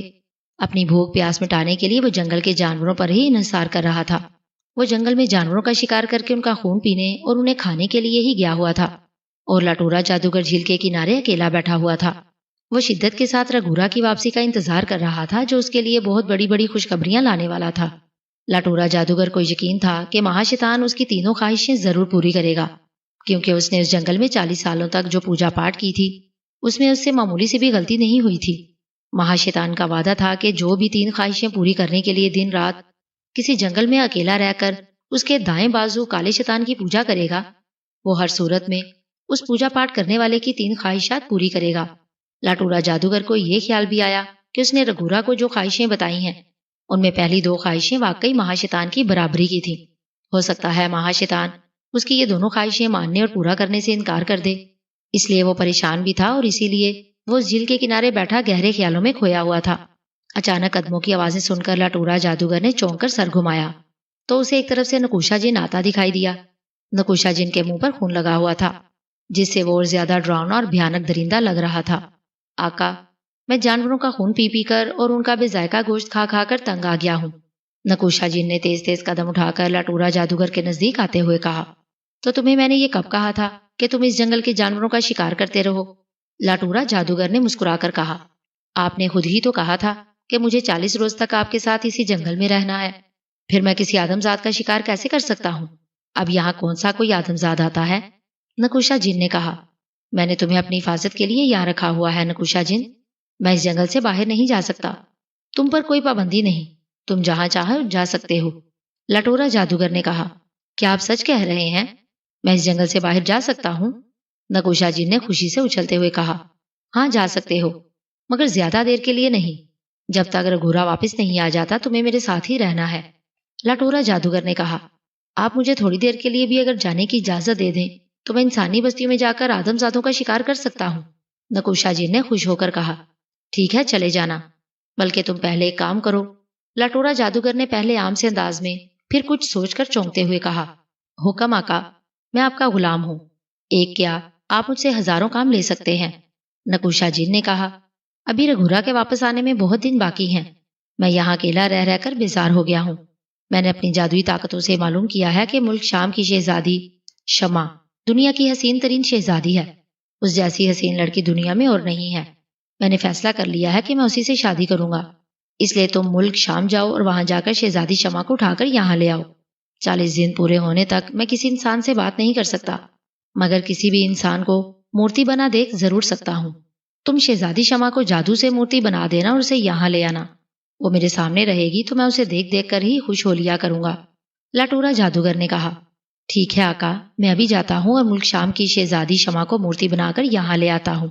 ساتھ ہی 2 آدمزادوں کو ہلاک کر کے ان کا خون بھی پی لوں گا اور انہیں کھا کر اپنا پیٹ بھی بھر لوں گا۔ نکوشا جن نے کہا، ہاں جاؤ مگر جلدی آنا، میں بےتابی سے شہزادی شمع کا انتظار کر رہا ہوں۔ لٹورا جادوگر نے کہا تو نکوشا جن اچانک وہاں سے غائب ہو گیا۔ نکوشا جن کو گئے ابھی تھوڑی ہی دیر ہوئی تھی کہ اچانک اس کے سامنے 2 جھماکے ہوئے اور وہاں 2 انسان نمودار ہو گئے۔ ان میں ایک نہایت خوبصورت لڑکی تھی جس نے گلابی رنگ کا نہایت خوبصورت لباس پہن رکھا تھا۔ اس کے لباس پر سونے کی تاروں سے مینا کاری بھی کی گئی تھی۔ لڑکی کھڑی تھی، اس کا ایک ہاتھ آگے بڑھا ہوا تھا اور ایک ہاتھ قدرے پیچھے تھا۔ اس کے پھیلے ہوئے ہاتھ پر سبز رنگ کا دوپٹہ تھا جو اس کے دائیں کاندھے سے گزرتا ہوا پیچھے تک لہرا رہا تھا۔ لڑکی کے بال بھورے، لمبے اور ہوا میں اڑتے ہوئے معلوم ہو رہے تھے، جبکہ اس کے سامنے ایک سنہری تاج والا ایک بوڑھا آدمی نمودار ہوا تھا۔ اس بوڑھے آدمی نے شاہی لباس پہن رکھا تھا جیسے وہ کسی ملک کا بادشاہ ہو۔ دونوں بتوں کی طرح کھڑے تھے۔ ایسا لگ رہا تھا جیسے خوبصورت لڑکی اسی بوڑھے کے سامنے کھڑی باتیں کر رہی ہو اور وہ دونوں وہیں بت بن گئے ہوں۔ یہ کیا؟ میں نے تو صرف شہزادی شمع کو ہی یہاں لانے کے لیے کہا تھا۔ وہ شہزادی شمع کے ساتھ اس کے باپ ملک شام کے بادشاہ کو کیوں لے آیا ہے؟ لٹورا جادوگر نے حیرت بھرے لہجے میں کہا۔ اسی لمحے اس کے قریب نکوشا جی نمودار ہوا۔ میں معافی چاہتا ہوں آقا۔ شہزادی شمع پائیں باغ میں اپنے باپ کے ساتھ کھڑی باتیں کر رہی تھی۔ میں نے منتر پڑھ کر شہزادی شمع پر پھونکا تو میری پھونک اس کے باپ تک بھی پہنچ گئی، جس سے یہ دونوں پتھر کے ہو گئے اور دونوں وہاں سے غائب ہو کر یہاں آ گئے۔ نکوشا جی نے شرمندہ لہجے میں کہا، خیر کوئی بات نہیں، شہزادی شمع یہاں آ گئی ہے، میرے لیے یہی بہت ہے۔ اب یہ دونوں یہیں رہیں گے۔ جب رگھورا واپس آئے گا تو پھر میں ان دونوں کو اصلی حالت میں لے آؤں گا۔ تم اس بوڑھے بادشاہ کو کھا جانا، میں شہزادی شمع کو یہاں سے لے جاؤں گا۔ لٹورا جادوگر نے کہا، جو حکم آقا۔ نکوشا جن نے کہا۔ لٹورا جادوگر مورتی بنی شہزادی شمع کو بڑی دلچسپی اور مسرت بھرے انداز میں دیکھ رہا تھا۔ اس کا بس نہیں چل رہا تھا کہ وہ بھی شہزادی شمع کو اصلی حالت میں لے آتا اور اسے شادی کر لیتا۔ ابھی وہ شہزادی شمع کو دیکھ ہی رہا تھا کہ اچانک ایک زوردار کڑاکا ہوا اور ان کے سامنے اچانک ایک انسانی کھوپڑی نمودار ہو گئی۔ آقا، ایک آدمزاد آپ کو ہلاک کرنے جنگل میں آ رہا ہے۔ کھوپڑی کے منہ سے چیختی ہوئی آواز نکلی اور فوراً جل کر راکھ ہو کر گرتی چلی گئی۔ اس کی بات سن کر نہ صرف لٹورا جادوگر بلکہ نکوشا جن بھی اچھل پڑا۔ سردار امیر حمزہ نے واقعی عمرو یار کو فوری طور پر اس خطرناک اور شیطان صرف جادوگر کو ہلاک کرنے کا حکم دے دیا تھا۔ انہوں نے نیک شگون کے طور پر عمرو کو 1000 سرخ مہروں والی اشرفیہ بھی دی تھی اور اس سے یہ وعدہ بھی کیا تھا کہ عمرو لٹورا جادوگر اور اس کے غلام نکوشا جن کو ہلاک کر کے جب واپس آئے تو وہ اسے ایسے ہی 1 لاکھ اشرفیہ انعام میں دیں گے۔ 1 لاکھ سرخ مہروں والی سونے کے اشرفیوں کے انعام کا سن کر عمرو خوشی سے نہال ہو گیا تھا۔ اس نے سردار امیر حمزہ کا ہاتھ چوم کر ان سے اجازت لی اور ان کے خیمے سے باہر آ گیا۔ وہ جلد سے جلد لٹورا جادوگر کو ہلاک کرنا چاہتا تھا تاکہ سردار امیر حمزہ سے 1 لاکھ سونے کی سرخ مہروں والی اشرفیوں کا انعام لے سکے۔ ویسے بھی 100 قیمتی ہیرے بھی اسی لٹورا جادوگر کے پاس تھے جو فرقان نے اس کے لیے تحفے میں بھیجے تھے۔ عمرو لٹورا جادوگر سے وہ ہیرے بھی واپس لینا چاہتا تھا، اس لیے وہ سردار امیر حمزہ کے خیمے سے نکل کر سیدھا استبل میں گیا اور پھر تھوڑی ہی دیر میں وہ اپنے مخصوص عربی نسل کے سفید گھوڑے پر سوار سردار امیر حمزہ کے لشکر سے نکلا جا رہا تھا۔ وہ گھوڑے کو مشرقی راستے سے لے جا رہا تھا تاکہ جلد سے جلد لکانا جنگل میں پہنچ جائے۔ محافظ بونا زنبیل سے باہر تھا۔ وہ عمرو کے سر پر اس کے ساتھ ساتھ اڑا چلا جا رہا تھا۔ اسے چونکہ عمرو کے سوا دوسرا کوئی نہیں دیکھ سکتا تھا، اس لیے عمرو نے اسے زنبیل میں واپس جانے کے لیے نہیں کہا تھا۔ میرے سر پر اڑنے کی بجائے میرے کاندھے پر آ کر بیٹھ جاؤ محافظ بونے، اس طرح میں تم سے باتیں بھی کرتا رہوں گا۔ عمرو نے سر اٹھا کر محافظ بونے سے مخاطب ہو کر کہا تو محافظ بونا اس کے دائیں کاندھے پر آ کر بیٹھ گیا۔ تم نے کہا تھا کہ میں سردار امیر حمزہ سے اجازت لے آؤں، پھر تم مجھے بتاؤ گے کہ مجھے بھوت جنگل میں جا کر لٹورا جادوگر اور اس کے غلام جن نکوشا کو کیسے ہلاک کرنا ہے۔ اب بتاؤ۔ عمرو نے اس سے مخاطب ہو کر کہا آقا، بھوت جنگل میں جانے سے پہلے اگر آپ 2 کام کر لیں تو زیادہ مناسب ہوگا۔ محافظ بونے نے کہا 2 کام؟ کون سے 2 کام؟ عمرو نے چونک کر پوچھا۔ ایک تو آپ کو نیلے صحرا میں جا کر نیلی تلوار حاصل کرنی ہے اور دوسرے آپ کو کالے جنگل سے 100 کالے بندروں کو پکڑ کر لانا ہوگا۔ محافظ بونے نے کہا نیلی تلوار، کالے بندر، کیا مطلب؟ نیلی تلوار اور 100 کالے بندروں کا میں کیا کروں گا؟ عمرو نے حیران ہو کر کہا۔ نیلی تلوار اور کالے بندروں کے بغیر نہ آپ بھوت جنگل میں جا سکتے ہیں اور نہ ہی آپ کسی طرح لٹورا جادوگر کو ہلاک کر سکتے ہیں، محافظ بونے نے جواب دیا، اور عمرو سر گھما کر حیرانی سے اس کی طرف دیکھنے لگا۔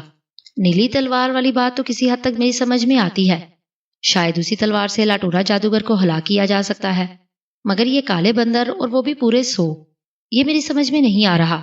کالے بندر بھلا میرے کس کام آئیں گے؟ عمرو نے اسی طرح حیرت بھرے لہجے میں کہا۔ نیلی تلوار سے تو آپ لٹورا جادوگر کو بھی ہلاک کریں گے، مگر بھوت جنگل میں جانے کے لیے آپ کو کالے جنگلوں سے کالے بندروں کو بھی پکڑنا ہے۔ بھوت جنگل میں لٹورا جادوگر نے سینکڑوں بھیانک بدروہیں پھیلا رکھی ہیں، اگر آپ ایسے ہی جنگل میں چلے گئے تو وہ بدروہیں آپ کو چند لمحوں میں ہی کچا چبا جائیں گی، لیکن جب آپ 100 کالے بندروں کے ساتھ اس جنگل میں جائیں گے تو ان بندروں کو دیکھ کر وہاں موجود تمام بدروہیں بھاگ جائیں گی، ان بندروں کی موجودگی میں کوئی بدرو آپ پر حملہ نہیں کرے گی۔ محافظ بونے نے کہا۔ کیا بدروہیں کالے بندروں سے ڈرتی ہیں؟ عمرو نے کہا۔ ہاں، کالے بندروں سے اس جنگل کی بدروہیں بے حد ڈرتی ہیں، کیونکہ کالے بندر ان بدروہوں کو آسانی سے دیکھ سکتے ہیں، اور ان کالے بندروں کے ناخن اور دانت اس قدر تیز ہوتے ہیں کہ اگر وہ بدروہوں پر حملہ کر دیں تو بدروہوں کو ان سے خود کو بچانا مشکل ہو جاتا ہے۔ محافظ بونے نے کہا۔ کہاں ہے وہ کالا جنگل؟ اور میں وہاں سے ایک ساتھ 100 کالے بندروں کو کیسے پکڑوں گا؟ اگر وہ بندر اتنے ہی خطرناک ہیں تو وہ مجھ پر بھی تو حملہ کر سکتے ہیں۔ عمرو نے کہا۔ بالکل، وہ آپ پر بھی حملہ کر سکتے ہیں، آپ نے ان بندروں سے خود کو بچانا بھی ہے اور انہیں پکڑنا بھی ہے، لیکن کالے جنگلوں میں جانے سے پہلے آپ نیلے صحرا میں جائیں گے۔ نیلے صحرا میں ایک نیلی چڑیل رہتی ہے، چڑیل صحرا میں کہیں چھپی ہوئی ہے۔ سب سے پہلے آپ کو صحرا سے نیلی چڑیل کو ڈھونڈنا ہوگا۔ جب نیلی چڑیل آپ کے سامنے آئے گی تو وہ بھی آپ پر حملہ کرے گی، آپ اس سے بچ کر جیسے ہی اس کے سر کے بال پکڑ کر اس کے چند بال توڑیں گے تو وہ آپ کے سامنے جھک جائے گی، وہ آپ سے اپنے بال واپس مانگے گی، ان بالوں کے بدلے میں آپ اسے نیلی تلوار مانگنا، جب وہ مجبور ہو کر نیلی تلوار آپ کو دے دے تو آپ اس کے بال اسے واپس کر دینا۔ نیلی تلوار آپ کے سامنے آ جائے گی تو پھر وہ آپ کو کوئی نقصان نہیں پہنچا سکے گی۔ محافظ بونے نے کہا۔ مگر یہ نیلا صحرا ہے کہاں، اور میں وہاں اس نیلی چڑیل کو کہاں اور کیسے تلاش کروں گا؟ عمرو نے کہا، اور اس کے لہجے میں حیرت تھی۔ یہ سوچنا آپ کا کام ہے آقا، میں صرف آپ کو ان ذریعوں کے بارے میں بتا سکتا ہوں جس سے آپ لٹورا جادوگر تک پہنچ جائیں اور اسے ہلاک کرنے میں کامیاب ہو جائیں۔ محافظ بونے نے کہا۔ ٹھیک ہے، میں سمجھ گیا۔ عمرو نے اس بات میں سر ہلا کر کہا۔ اس نے گھوڑے کی باگیں کھینچی اور اسے روکنے لگا۔ گھوڑا تھوڑی دور جا کر رک گیا۔ گھوڑا رکتے ہی عمرو چھلانگ لگا کر نیچے آ گیا۔ اب تم واپس لشکر میں چلے جاؤ دوست، تمہارا کام ختم ہو گیا ہے۔ عمرو نے گھوڑے کی گردن پر پیار سے ہاتھ پھیرتے ہوئے کہا۔ گھوڑے نے ہنہنا کر سر ہلایا اور پھر وہ مڑا اور مڑ کر تیزی سے اس طرف بھاگتا چلا گیا جس طرف سے وہ عمرو کو لایا تھا۔ میں اس سارے معاملے میں زمیل کی کراماتی چیزوں کا استعمال کر سکتا ہوں نا؟ عمرو نے کاندھے پر بیٹھے محافظ بونے سے مخاطب ہو کر پوچھا۔ بالکل آقا، کیوں نہیں؟ اس وقت آپ دنیا کے خطرناک اور طاقتور ترین جادوگر کو ہلاک کرنے کی مہم پر ہیں اور آپ تمام کراماتی چیزوں کا استعمال کر سکتے ہیں، مگر کب، کہاں اور کون سی کراماتی چیز استعمال کرنی ہے یہ آپ کو خود طے کرنا ہوگا، اس لیے میں آپ کی کوئی مدد نہیں کر سکتا۔ محافظ بونے نے جواب دیتے ہوئے کہا۔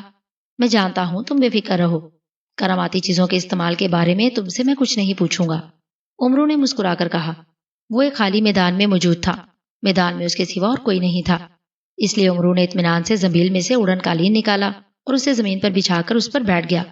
اڑن قالین، مجھے نیلی چڑیل کے صحرا میں لے چلو، عمرو نے اڑن قالین سے مخاطب ہو کر کہا۔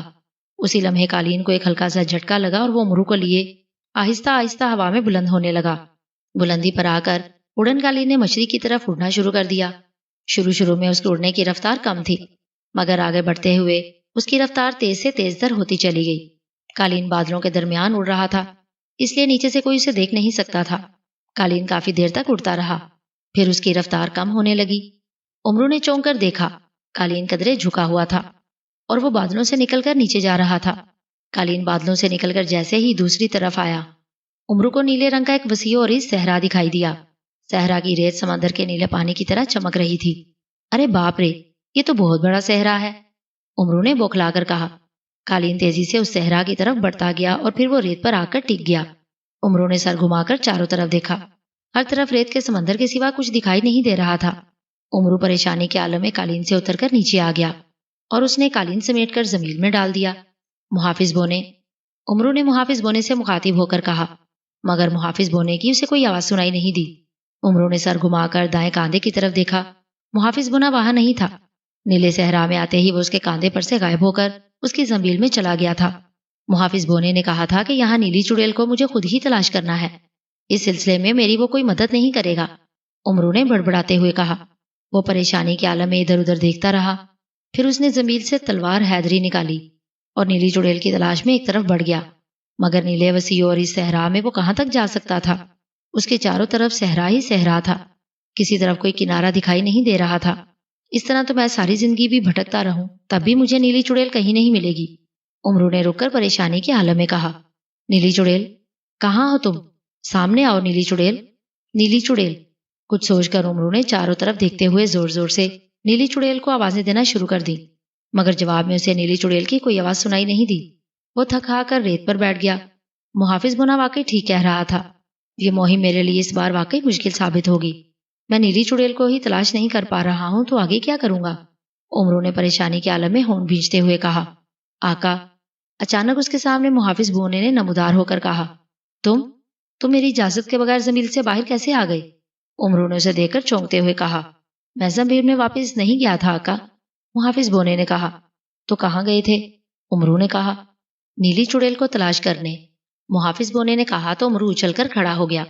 مگر تم نے تو کہا تھا کہ تم نیلی چڑیل کو تلاش کرنے میں میری کوئی مدد نہیں کرو گے، امرو نے اس کی طرف حیرت بھری نظروں سے دیکھتے ہوئے کہا۔ آپ جس طرح یہاں تھک ہار کر بیٹھ گئے تھے، آپ کی زندگی خطرے میں پڑ سکتی تھی، آپ کو بچانا میرا فرض ہے۔ نیلی چڑیل اسی صحرا میں موجود ہے، اسے آپ کے یہاں آنے کے بارے میں پتہ چل گیا ہے۔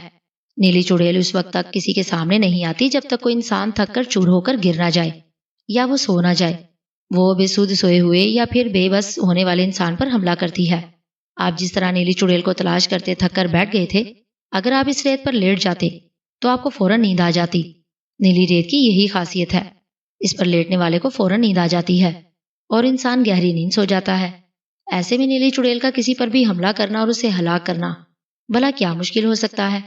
آپ بھی ریت پر لیٹنے کا ارادہ کر رہے تھے، اس لیے مجبوراً مجھے آپ کے سامنے آنا پڑا، محافظ بونا کہتا چلا گیا۔ تو تم مجھے محض خبردار کرنے آئے ہو، یہ بتانے کے لیے نہیں کہ نیلی چڑیل کہاں ہے، امرو نے ہونٹ بھینچ کر کہا۔ ہاں، محافظ بونے نے اس بات میں سر ہلا کر کہا۔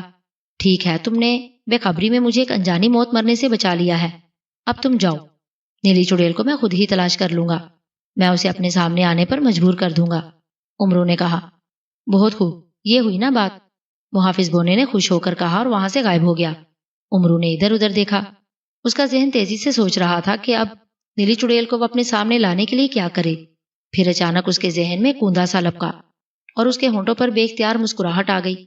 اسے نیلی چڑیل کو سامنے لانے کا ایک انوکھا طریقہ سمجھ میں آ گیا تھا۔ اس نے فوراً زنبیل سے سلیمانی چادر نکالی اور کاندھوں پر ڈال کر غائب ہو گیا۔ غائب ہوتے ہی اس نے زنبیل سے اپنا ایک ہم شکل پتلا نکالا اور اسے اپنے سامنے کھڑا کر لیا۔ طلسمی پتلے، تو میری جگہ کچھ دیر ادھر ادھر نیلی چڑیل کو تلاش کرو اور پھر تھک ہار کر ریت پر یوں گر جاؤ جیسے تم بری طرح تھک گئے ہو اور نیلی ریت پر تمہیں گہری نیند آ گئی ہو، امرو نے اپنے ہم شکل پتلے سے مخاطب ہو کر اسے ہدایات دیتے ہوئے کہا۔ جو حکم آقا، اس کے ہم شکل پتلے نے اس بات میں سر ہلا کر کہا تو امرو کے چہرے پر مسکراہٹ آ گئی۔ ہم شکل پتلا امرو کے انداز میں صحرا میں نیلی چڑیل کی تلاش میں بھاگتا پھر رہا تھا، پھر وہ جیسے تھک ہار کر گر گیا۔ چند لمحے وہ زمین پر بیٹھا گہرے گہرے سانس لیتا رہا، پھر وہ آہستہ آہستہ ریت پر لیٹتا چلا گیا۔ یہ دیکھ کر امرو بھاگ کر اس کے نزدیک چلا گیا، کیونکہ اب نیلی چڑیل کسی بھی وقت وہاں آ سکتی تھی۔ ابھی امرو ہم شکل پتلے کے نزدیک پہنچا ہی تھا کہ اچانک اس نے ایک جگہ نیلی ریت کو اوپر اٹھتے دیکھا۔ یوں لگ رہا تھا جیسے ریت کے نیچے چھپا ہوا کوئی جاندار ریت ہٹاتا ہوا باہر آ رہا ہو۔ امرو کی نظریں اس جگہ جم گئیں۔ اسی لمحے ریت کے نیچے سے ایک بھیانک شکل والی چڑیل کا سر نکل کر باہر آ گیا۔ چڑیل کا رنگ نیلا تھا اور اس کے بال بھی نیلے رنگ کے تھے، جو کانٹوں کی طرح سخت اور بکھرے ہوئے تھے۔ ریت سے سر نکال کر نیلی چڑیل ریت پر پڑے امرو کے پتلے کی طرف دیکھنے لگی۔ چند لمحے وہ اسی طرح سر نکالے امرو کے ہم شکل پتلے کی طرف دیکھتی رہی، پھر اس نے ریت سے اپنے ہاتھ باہر نکالے۔ اس کے ہاتھوں کے ناخن کافی لمبے لمبے اور نوکیلے تھے، اور پھر وہ ریت سے نکل کر باہر آ گئی۔ اس چڑیل نے نیلے رنگ کا ہی لباس پہن رکھا تھا۔ وہ ریت پر چلتی ہوئی امرو کے ہم شکل پتلے کی طرف بڑھنے لگی۔ امرو تیزی سے گھوم کر اس کے عقب میں آ گیا، پھر اس نے آگے بڑھ کر اچانک اس کے سر کے بال پکڑے اور جھٹکے سے چند بال توڑ کر پیچھے ہٹتا چلا گیا۔ بال ٹوٹتے ہی نیلی چڑیل کے حلق سے ایک ہولناک چینخ نکلی اور وہ ریت پر گر کر بری طرح سے تڑپنے لگی۔ میرے بال کس نے توڑے ہیں؟ کون ہے یہاں؟ نیلی چڑیل نے بری طرح سے چینکتے ہوئے کہا، اور عمرو کاندھوں سے سلیمانی چادر اتار کر اس کے سامنے ظاہر ہو گیا۔ تم؟ نیلی چڑیل نے حیرت سے آنکھیں پھاڑتے ہوئے کہا۔ ہاں، تمہارے بال میرے پاس ہیں نیلی چڑیل، اب میں چاہوں تو ان بالوں کو آگ لگا کر تمہیں یہیں زندہ جلا سکتا ہوں، عمرو نے کڑکدار لہجے میں کہا۔ او نہیں، تم نے میرے بال کیوں توڑے ہیں؟ کیا چاہتے ہو تم؟ نیلی چڑیل نے انتہائی خوفزدہ لہجے میں کہا۔ عمرو کے ہاتھوں میں اپنے بال دیکھ کر اس کا چہرہ سیاہ ہو گیا تھا۔ میری تم سے کوئی دشمنی نہیں ہے، نہ ہی میں تمہیں کوئی نقصان پہنچانے آیا ہوں، میں بس تم سے تمہاری نیلی تلوار لینا چاہتا ہوں، عمرو نے کہا۔ نیلی تلوار؟ نیلی چڑیل نے بری طرح سے چونکتے ہوئے کہا۔ ہاں، اگر تم مجھے نیلی تلوار دے دو تو میں تمہارے بال واپس کر کے یہاں سے چلا جاؤں گا، دوسری صورت میں ان بالوں کو آگ لگا کر تمہیں جلا کر بھسم کر دوں گا، عمرو نے کہا۔ اس نے زمین سے ایک سیاہ رنگ کی چھوٹی سی لکڑی نکالی، لکڑی کے سرے پر اس نے پھونک ماری تو لکڑی کا سرا سلگ اٹھا۔ آگ دیکھ کر نیلی چڑیل اور زیادہ خوفزدہ ہو گئی۔ نہیں نہیں، میرے بالوں کو مت جلاؤ، میں تمہیں نیلی تلوار دے دیتی ہوں، مگر تم مجھ سے وعدہ کرو کہ تم نیلی تلوار سے مجھے کوئی نقصان نہیں پہنچاؤ گے، نیلی چڑیل نے خوفزدہ ہوتے ہوئے کہا۔ ٹھیک ہے، میں تمہیں کوئی نقصان نہیں پہنچاؤں گا، عمرو نے فوراً حامی بھرتے ہوئے کہا۔ ٹھیک ہے، نیلی چڑیل نے کہا۔ اس نے ہوا میں ہاتھ مارا تو اچانک اس کے ہاتھ میں ایک نیلے رنگ کی تلوار آ گئی۔ یہ لو نیلی تلوار، اور میرے بال مجھے واپس دے دو، اس نے تلوار عمرو کی طرف پھینکتے ہوئے کہا۔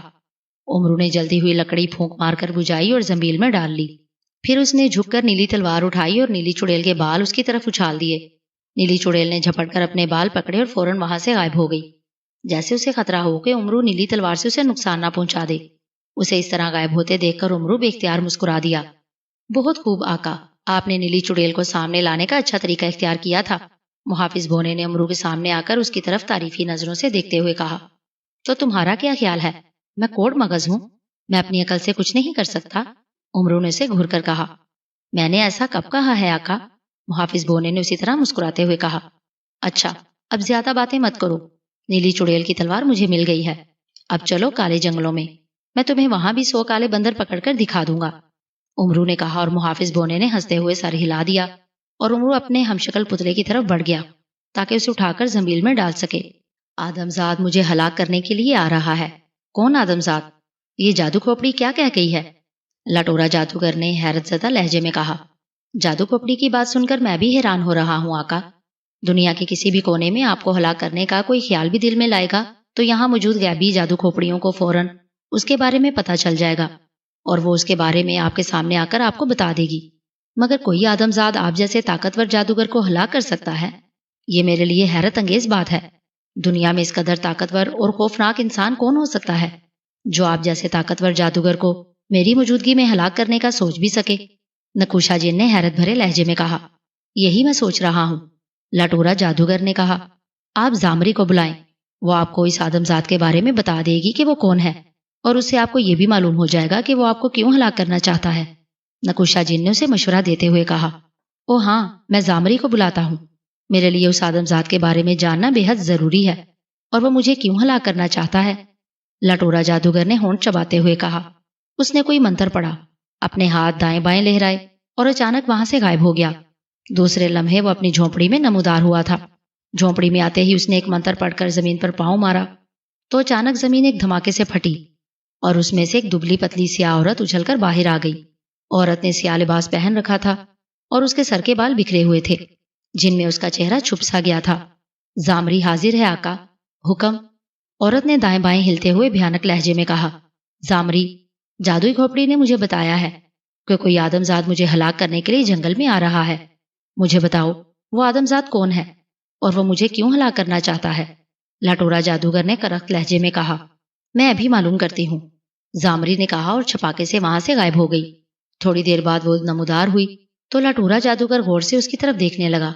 اس آدم زاد کا نام عمرو یار ہے آقا، وہ آپ کو ہلاک کر کے ساری دنیا کو آپ کے خطرے سے بچانا چاہتا ہے، زامری نے کہا۔ عمرو یار؟ کون عمرو یار؟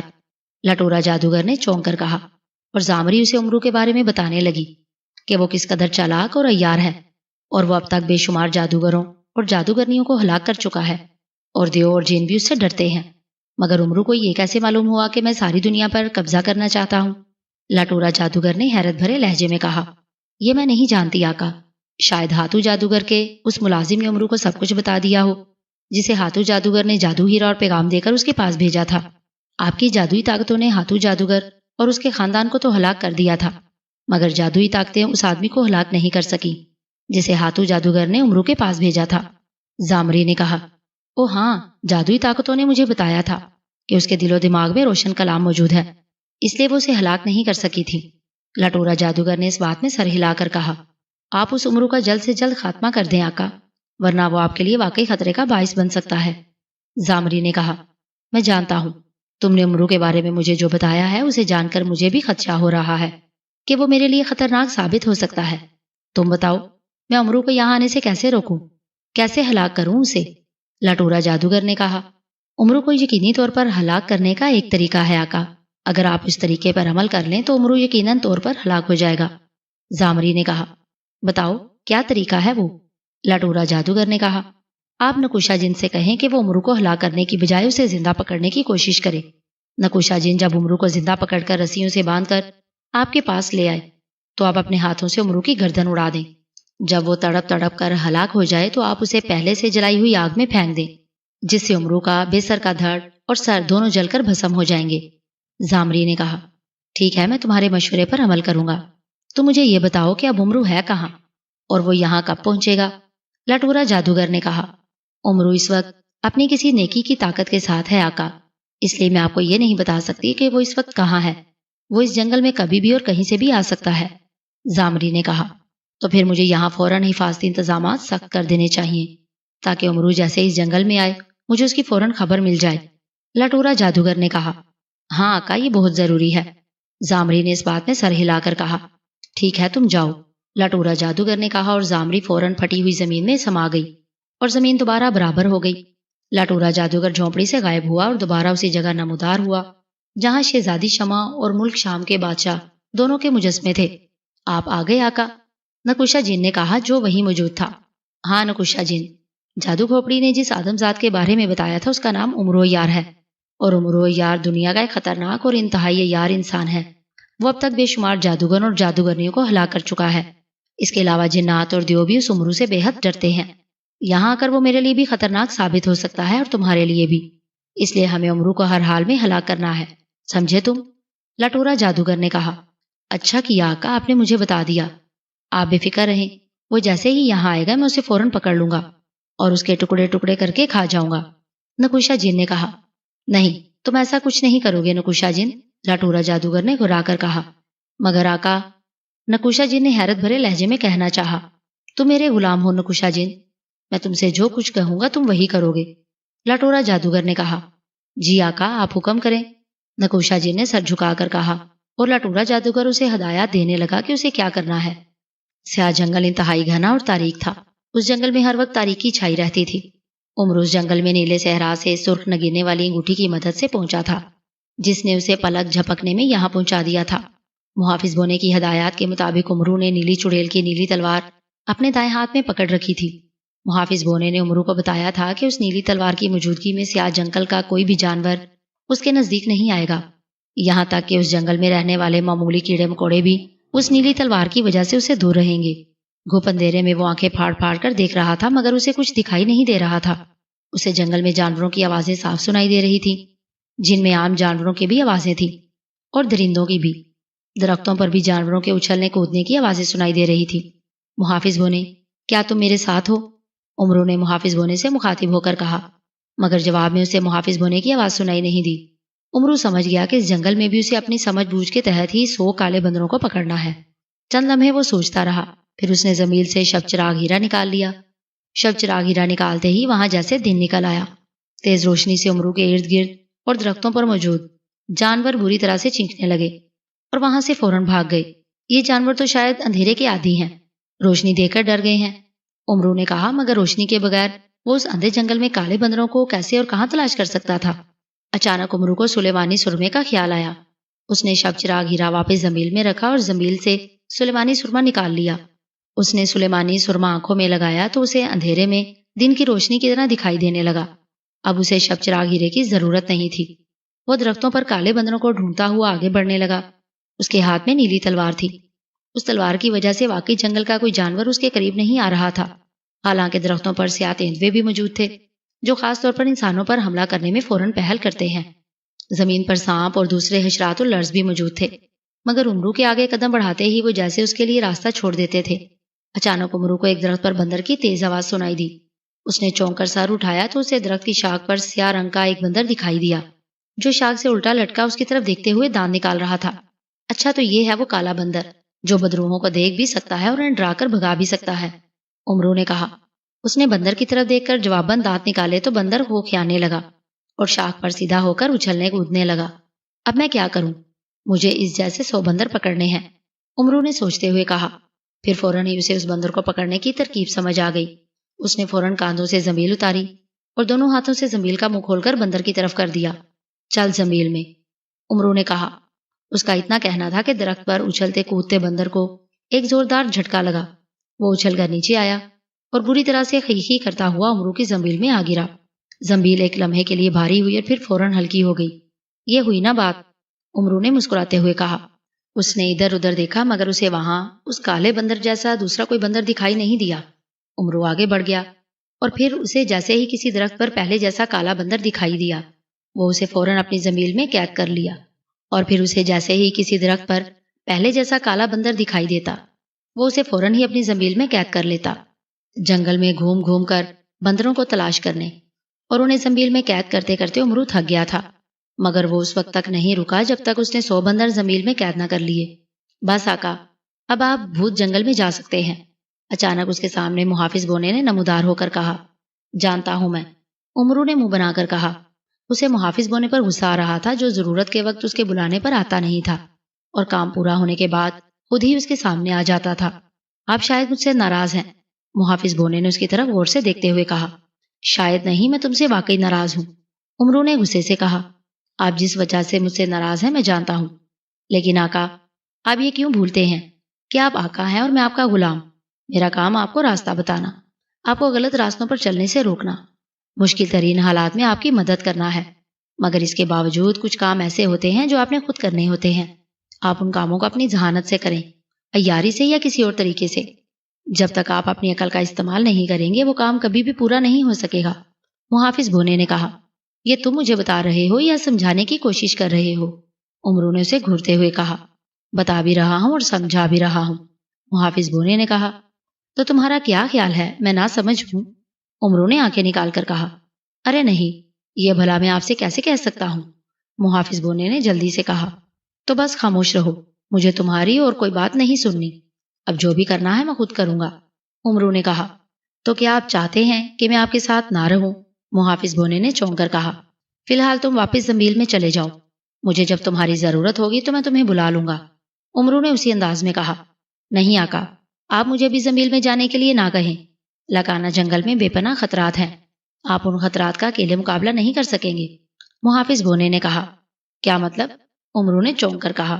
یہ میں آپ کو ابھی نہیں بتا سکتا، لکانا جنگل میں آپ کے ساتھ کچھ ایسا بھی ہو سکتا ہے کہ آپ مجھے زنبیل سے باہر آنے کی اجازت نہ دے سکیں، ایسی صورت میں آپ کی مدد کرنا میرے لیے بھی مشکل ہو جائے گا، محافظ بونے نے کہا۔ امرو چند لمحے اس کی طرف غور سے دیکھتا رہا، محافظ بونا بے حد سنجیدہ تھا۔ ٹھیک ہے چلو، امرو نے کہا۔ اس نے سرخ نگینے والی انگوٹھی دائیں ہاتھ کی ایک انگلی میں پہن رکھی تھی، اس نے سرخ نگینے والی انگوٹھی کی طرف دیکھا اور پھر آنکھیں بند کر لی۔ سرخ نگینے والی انگوٹھی، مجھے لکانا جنگل کے پاس پہنچا دو، امرو نے آنکھیں بند کرتے ہوئے کہا۔ اسی لمحے اسے ایک زوردار جھٹکا لگا اور وہ بری طرح سے لڑکھڑا گیا، مگر اس نے خود کو فوراً گرنے سے بچا لیا۔ آنکھیں کھول دیں آقا، آپ لکانا جنگل کے پاس پہنچ چکے ہیں، اچانک اسے محافظ بونے کی آواز سنائی دی۔ امرو نے اس کی آواز سن کر آنکھیں کھولی تو واقعی اس کی آنکھوں کے سامنے منظر بدلا ہوا تھا۔ اب وہ تاریک جنگل کی بجائے ایک دوسرے جنگل کے قریب کھڑا تھا۔ جنگل کے اس طرف باڑ لگی ہوئی تھی جو ایک سرے سے دوسری طرف جاتی دکھائی دے رہی تھی۔ امرو سمجھ گیا کہ یہ باڑ بصرہ کے حاکم نے لگوا رکھی ہے تاکہ اس جنگل میں کوئی انجان آدمی بھی نہ جا سکے۔ باڑ کافی بلندی تک تھی اور اس کے کچھ فاصلے سے لکانا جنگل شروع ہو جاتا تھا۔ امرو تاریک جنگل سے غائب ہو کر وہاں ایک اونچی چٹان پر نمودار ہوا جہاں کھڑے ہو کر وہ جنگل کو آسانی سے دیکھ سکتا تھا۔ جنگل بالکل خالی اور خاموش لگ رہا تھا، درختوں پر پرندے ضرور تھے مگر زمین پر اسے اکا دکا اور چند عام سے جانور ہی دکھائی دے رہے تھے۔ ابھی امرو جنگل کی طرف دیکھ ہی رہا تھا کہ اس کے جنگل میں درختوں کے پاس لمبے لمبے سائے سے نمودار ہوتے دکھائی دیے۔ دوسرے لمحے وہ سائے گہرے ہو گئے، یوں لگ رہا تھا جیسے وہاں لمبے لمبے انسان کھڑے ہوں اور انہوں نے خود کو سر سے پاؤں تک سیاہ لباس میں ڈھانپ رکھا ہو۔ البتہ ان کی سرخ سرخ اور انگارہ برساتی آنکھیں صاف دکھائی دے رہی تھی۔ یہ جنگل کی بدروحیں ہیں آقا، آپ کو جنگل میں داخل ہونے سے روکنے کے لیے آئی ہیں، محافظ بونے کی امرو کو آواز سنائی دی۔ جنگل میں نمودار ہونے والی بدروحوں کی تعداد بہت زیادہ تھی، کیا یہ جنگل سے باہر آ کر مجھ پر حملہ کریں گی؟ امرو نے پوچھا۔ نہیں، یہ جنگل سے باہر نہیں آ سکتی، جواب میں محافظ بونے کی آواز سنائی دی۔ کیا میں ان بدروحوں کو بھگانے کے لیے کالے بندروں کو یہیں سے جنگل میں چھوڑ دوں؟ امرو نے کہا۔ ہاں آقا، کالے بندروں کو فوراً چھوڑ دیں، انہیں دیکھتے ہی یہ بدروحیں بھاگ جائیں گی اور آپ کو جنگل میں داخل ہونے کا راستہ مل جائے گا، محافظ بونے نے کہا تو امرو نے اس بات میں سر ہلا کر کاندھے سے زنبیل اتاری اور اس کا منہ کھول کر جنگل کی طرف کر دیا۔ تاریک جنگل کے تمام کالے بندر زنبیل سے نکل کر جنگل میں چلے جائیں، امرو نے کہا۔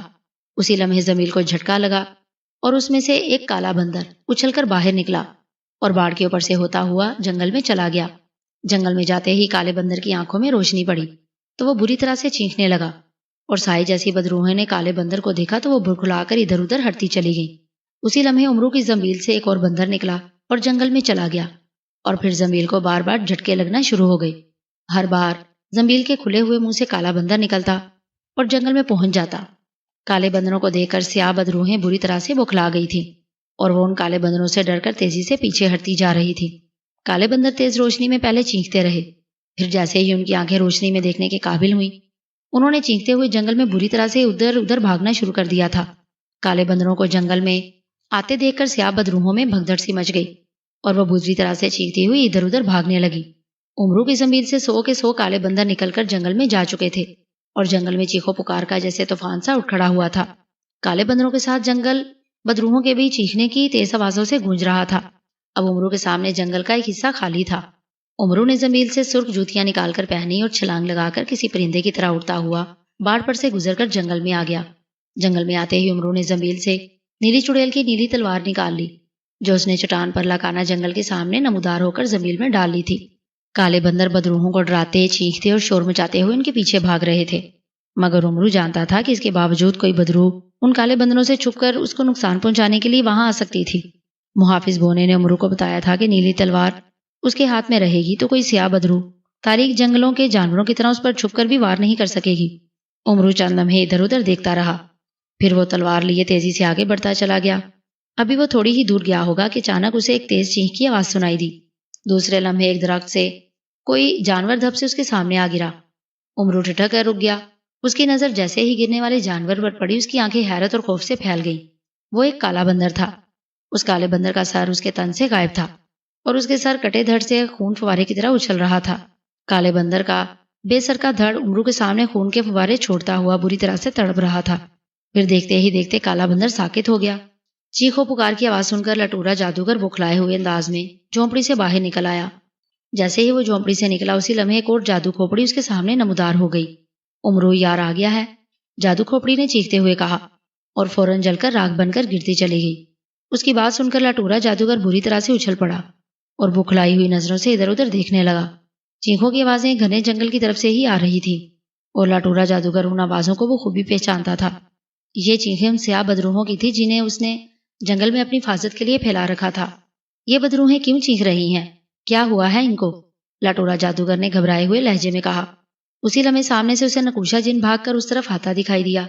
آقا، آقا! نکوشا جن نے لٹورا جادوگر کو دور سے ہی دیکھ کر چلانا شروع کر دیا۔ تم یہاں؟ یہ محافظ بدروحیں کیوں چیخ رہی ہیں؟ کیا ہوا ہے انہیں؟ لٹورا جادوگر نے نکوشا جن کے قریب آنے پر تیز لہجے میں پوچھا۔ آقا، اس جنگل میں تاریک جنگلوں کے کالے بندر آ گئے ہیں، وہ ان محافظ بدروحوں کے پیچھے بھاگتے پھر رہے ہیں، جن سے بچنے کے لیے محافظ بدروحیں چیختی ہوئی ادھر ادھر بھاگ رہی ہیں، نکوشا جن نے کہا۔ تاریک جنگلوں کے کالے بندر یہاں کیسے آ گئے؟ لٹورا جادوگر نے پریشان ہوتے ہوئے کہا۔ میں نہیں جانتا آقا، میں نے اپنی آنکھوں سے ان بندروں کو دیکھا ہے، ان کی تعداد بہت زیادہ ہے، نکوشا جن نے کہا تو لٹورا جادوگر نے بے اختیار جبڑے بھینچ لیے۔ ان کالے بندروں کو لگتا ہے تاریک جنگلوں سے امرو یار لایا ہے، اس نے غصیلے لہجے میں کہا۔ امرو یار؟ کیا وہ اس جنگل میں ہے؟ نکوشا جن نے چونک کر کہا۔ ہاں، ایک جادو کھوپڑی نے ابھی بھی مجھے بتایا ہے کہ امرو جنگل میں آ گیا ہے، لٹورا جادوگر نے اس بات میں سر ہلاتے ہوئے کہا۔ پھر آپ کا کیا حکم؟ نکوشا جن نے کہا۔ تم وہی کرو گے جس کا میں تمہیں پہلے ہی حکم دے چکا ہوں، مگر عمرو کو پکڑنے سے پہلے تم جا کر تاریک جنگلوں کے تمام کالے بندروں کو ہلاک کر دو۔ ان میں سے مجھے ایک بھی کالا بندر یہاں دکھائی نہیں دینا چاہیے، لٹورا جادوگر نے کہا۔ ٹھیک ہے آقا، میں ابھی جا کر ان کالے بندروں کو پکڑتا ہوں اور ایک ایک کر کے انہیں کاٹ کر پھینک دیتا ہوں، نگوشہ جن نے کہا۔ اس نے ہوا میں ہاتھ مارا تو اچانک اس کے ہاتھ میں ایک کلہاڑے جیسی بڑے پھل والی تلوار آ گئی۔ دوسرے لمحے وہ موڑا اور تیزی سے ایک طرف بھاگنے لگا، اور پھر بھاگتے بھاگتے وہ یکلخت وہاں سے غائب ہو گیا۔ تم یہاں مجھے ہلاک کرنے کے لیے آئے ہو عمرو یار، مگر تم میرا بال بھی باقا نہیں کر سکو گے۔ میں نے یہاں تمہاری ہلاکت کا انتظام پہلے سے کر رکھا ہے۔ تمہاری میرے خلاف یہ مہم آخری مہم ہوگی۔ میں تمہیں ہلاک کر کے آگ میں جلا کر راکھ بنا دوں گا۔ تمہاری ہلاکت طے ہے۔ اب تمہارا میرے ہاتھوں ہلاک ہونا یقینی ہو چکا ہے، قطعی یقینی، لٹورا جادوگر نے گھراتے ہوئے کہا۔ پھر وہ موڑا اور واپس جھونپڑی میں آ گیا۔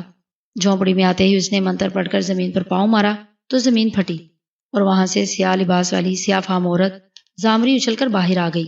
زامری حاضر ہے آقا، حکم، زامری نے تیز اور چیختی ہوئی آواز میں کہا۔ عمرو یار جنگل میں آ چکا ہے زامری، لٹورا جادوگر نے کہا۔ میں جانتی ہوں آقا، زامری نے کہا۔ عمرو کے ساتھ تاریک جنگلوں کے سیاہ بندر بھی آئے ہیں جن سے بدروہیں اور جادوئی طاقتیں ڈرتی ہیں۔ کیا تم مجھے بتا سکتی ہو کہ تاریک جنگلوں سے کالے بندر یہاں کیسے پہنچے اور وہ کتنی تعداد میں ہیں؟ لٹورا جادوگر نے کہا۔ ابھی بتاتی ہوں آقا، زامری نے کہا۔ وہ اچانک غائب ہوئی اور لٹورا جادوگر نے بے اختیار ہونٹ بھینچ لیے۔ زامری چند ہی لمحوں میں وہاں دوبارہ نمودار ہو گئی۔ ان کالے بندروں کی تعداد 100 ہے آقا، اور کالے بندر یہاں خود نہیں آئے، انہیں عمرو اپنے ساتھ لایا ہے، زامری نے کہا تو لٹورا جادوگر غصے سے گرانے لگا۔ اسے پہلے ہی اندازہ تھا کہ کالے بندروں کو یہاں عمرو ہی لایا ہوگا، جس کی اب زامری نے بھی تصدیق کر دی تھی۔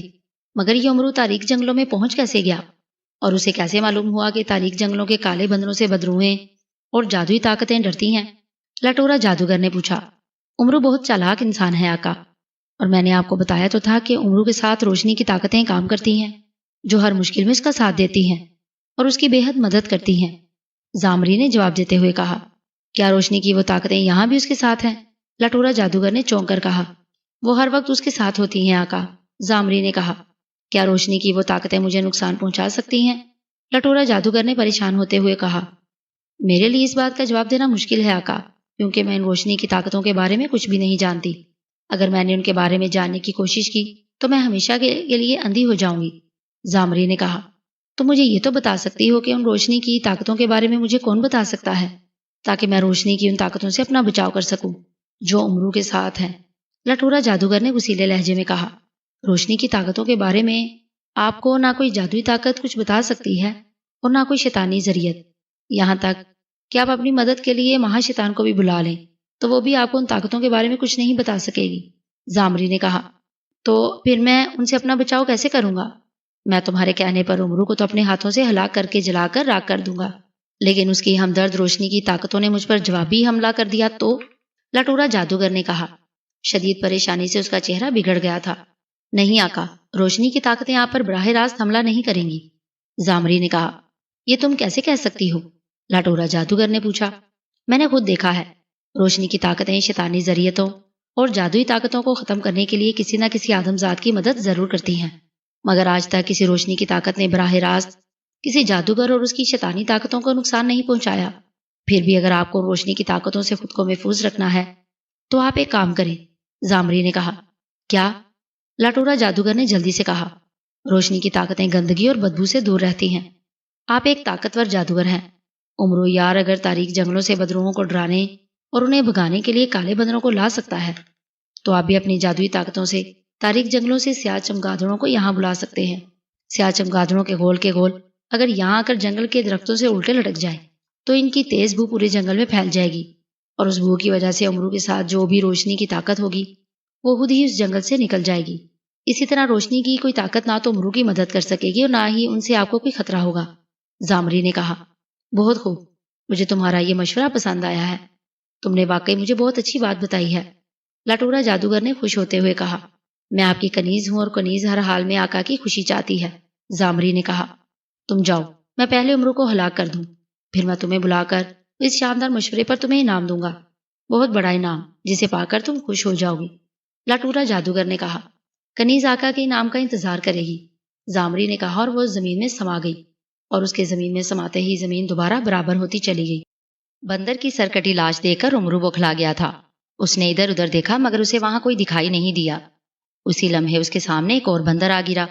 اس بندر کا سر بھی کٹا ہوا تھا اور وہ بھی گردن سے خون اگلتا ہوا عمرو کے سامنے تڑپ رہا تھا۔ یہ کیا ہو رہا ہے؟ ان کالے بندروں کو اس طرح کون ہلاک کر رہا ہے؟ عمرو نے بوکھلائے ہوئے لہجے میں کہا۔ یہ نکوشا جن کا کام ہے آقا۔ وہ جنگل سے کالے بندروں کو پکڑ پکڑ کر ان کی گردنیں کاٹ کر آپ کے سامنے پھینک رہا ہے۔ اچانک محافظ بونے نے نمودار ہوتے ہوئے کہا، تو پھر تم یہاں کیا کر رہے ہو؟ جا کر روکو اسے، اس طرح تو وہ سارے کالے بندروں کے سر کاٹ کر میرے سامنے پھینک دے گا۔ عمرو نے بوکھلائے ہوئے لہجے میں کہا، آپ تاریک جنگلوں سے 1 2 نہیں 100 کالے بندر پکڑ کر لائے ہیں آقا۔ بندر سارے جنگل میں پھیل گئے ہیں۔ ان سب بندروں کو پکڑنے اور انہیں ہلاک کرنے میں نکوشا جن کو کافی وقت لگے گا۔ آپ نے سرخ جوتیاں پہن رکھی ہیں، نیلی تلوار آپ کے ہاتھ میں ہے۔ آپ بھاگتے ہوئے وسطی جھیل کی طرف چلے جائیں۔ آپ جیسے ہی وہاں پہنچیں گے بٹورا جادوگر فوراً آپ کے سامنے آ جائے گا۔ وہ آپ کو سامنے دیکھ کر جادو سے آپ کو ہلاک کرنے کی کوشش کرے گا، لیکن آپ نے جو طلیسم شکن انگوٹھی پہن رکھی ہے اس کی موجودگی میں لٹورا جادوگر کا کوئی جادو آپ پر اثر نہیں کرے گا۔ آپ لٹورا جادوگر پر نیلی تلوار سے حملہ کر کے اسے ہلاک کر دیں، وہ اس نیلی تلوار سے نہیں بچ سکے گا۔ محافظ بونے نے کہا۔ اور نکوشا جن، کیا وہ بھی اس نیلی تلوار سے ہلاک ہوگا؟ عمرو نے پوچھا۔ نکوشا جن، محافظ بونے نے بھی اتنا ہی کہا تھا کہ اچانک وہ بڑے زور سے چونکا۔ دوسرے لمحے اس کے چہرے پر پریشانی لہرانے لگی۔ یہ تو سارا معاملہ ہی الٹ ہو گیا ہے، اس کے منہ سے نکلا۔ سارا معاملہ الٹ ہو گیا ہے؟ کیا مطلب؟ یہ تم کیا کہہ رہے ہو؟ عمرو نے چونک کر کہا۔ آپ یہیں رکے، میں ابھی آتا ہوں، محافظ بونے نے کہا، اور اس سے پہلے کہ عمرو سے کچھ کہتا محافظ بونا وہاں سے غائب ہو گیا۔ یہ محافظ بونے کو کیا ہوا ہے؟ میں نے اسے اس قدر پریشان کبھی نہیں دیکھا، عمرو نے حیرت بھرے لہجے میں کہا۔ اسی لمحے اس کے سامنے ایک اور کالا بندر آ کر گرا۔ اس بار اس کالے بندر کا کٹا ہوا سر بھی اس کے ساتھ ہی آ کر گرا تھا۔ کالا بندر خون کے فوارے چھوڑتا ہوا تڑپ رہا تھا۔ تیسرے بندر کو دیکھ کر عمرو نے بے اختیار ہونٹ بھینچ لیے۔ اس کی پیشانی پر بے شمار بل پڑ گئے تھے۔ وہ بے چینی سے محافظ بونے کی واپسی کا انتظار کرنے لگا، جو نہ جانے کہاں چلا گیا تھا۔ تھوڑی دیر کے بعد عمرو کے سامنے سر کٹے کالے بندر آ کر گرتے جا رہے تھے۔ عمرو کے سامنے 10 سے زیادہ کالے بندر پڑے تھے اور رفتہ رفتہ ان کی سر کٹی لاشوں میں اضافہ ہوتا جا رہا تھا۔ محافظ بونے کو جوں آنے میں دیر ہو رہی تھی، عمرو کی پریشانی بڑھتی چلی جا رہی تھی۔ محافظ بونے نے جاتے ہوئے اسے یہیں رکنے کے لیے کہا تھا، اس لیے عمرو وہاں رکنے پر مجبور تھا، ورنہ ان سر کٹے کالے بندروں کو دیکھ کر اس کا ایک لمحے کے لیے بھی وہاں رکنے کو دل نہیں چاہ رہا تھا۔ آخر یہ محافظ بونا کہاں مر گیا ہے؟ مجھے اس کا اور یہاں کتنا انتظار کرنا پڑے گا؟ عمرو نے پریشانی کے عالم میں بڑبڑاتے ہوئے کہا۔ اسی لمحے محافظ بونا وہاں آ گیا۔ اسے دیکھ کر عمرو کا چہرہ غصے سے سرخ ہو گیا تھا۔ کہاں مر گئے تھے تم، اور آنے میں تم نے اتنی دیر کیوں لگائی ہے؟ عمرو نے اسے غصے سے گھرتے ہوئے کہا۔ ان باتوں کا جواب میں آپ کو بعد میں دوں گا آقا، پہلے جو میں کہہ رہا ہوں اسے دھیان سے سن لیں۔ لٹورا جادوگر کو آپ اب اس طرح ہلاک نہیں کر سکتے جیسا میں نے آپ کو بتایا تھا، محافظ بونے نے پریشان لہجے میں کہا۔ کیا مطلب؟ عمرو نے چونک کر اور انتہائی حیرت زدہ لہجے میں کہا۔ میں ٹھیک کہہ رہا ہوں آقا، لٹورا جادوگر کو آپ نہیں صرف نکوشا جن ہلاک کر سکتا ہے، محافظ بونے نے کہا، اور عمرو حیرت سے اچھل پڑا۔ نکوشا جن؟ یہ کیسے ہو سکتا ہے؟ نکوشا جن لٹورا جادوگر کو کیسے ہلاک کرے گا؟ وہ تو لٹورا جادوگر کا غلام ہے، عمرو نے انتہائی حیرت زدہ لہجے میں کہا۔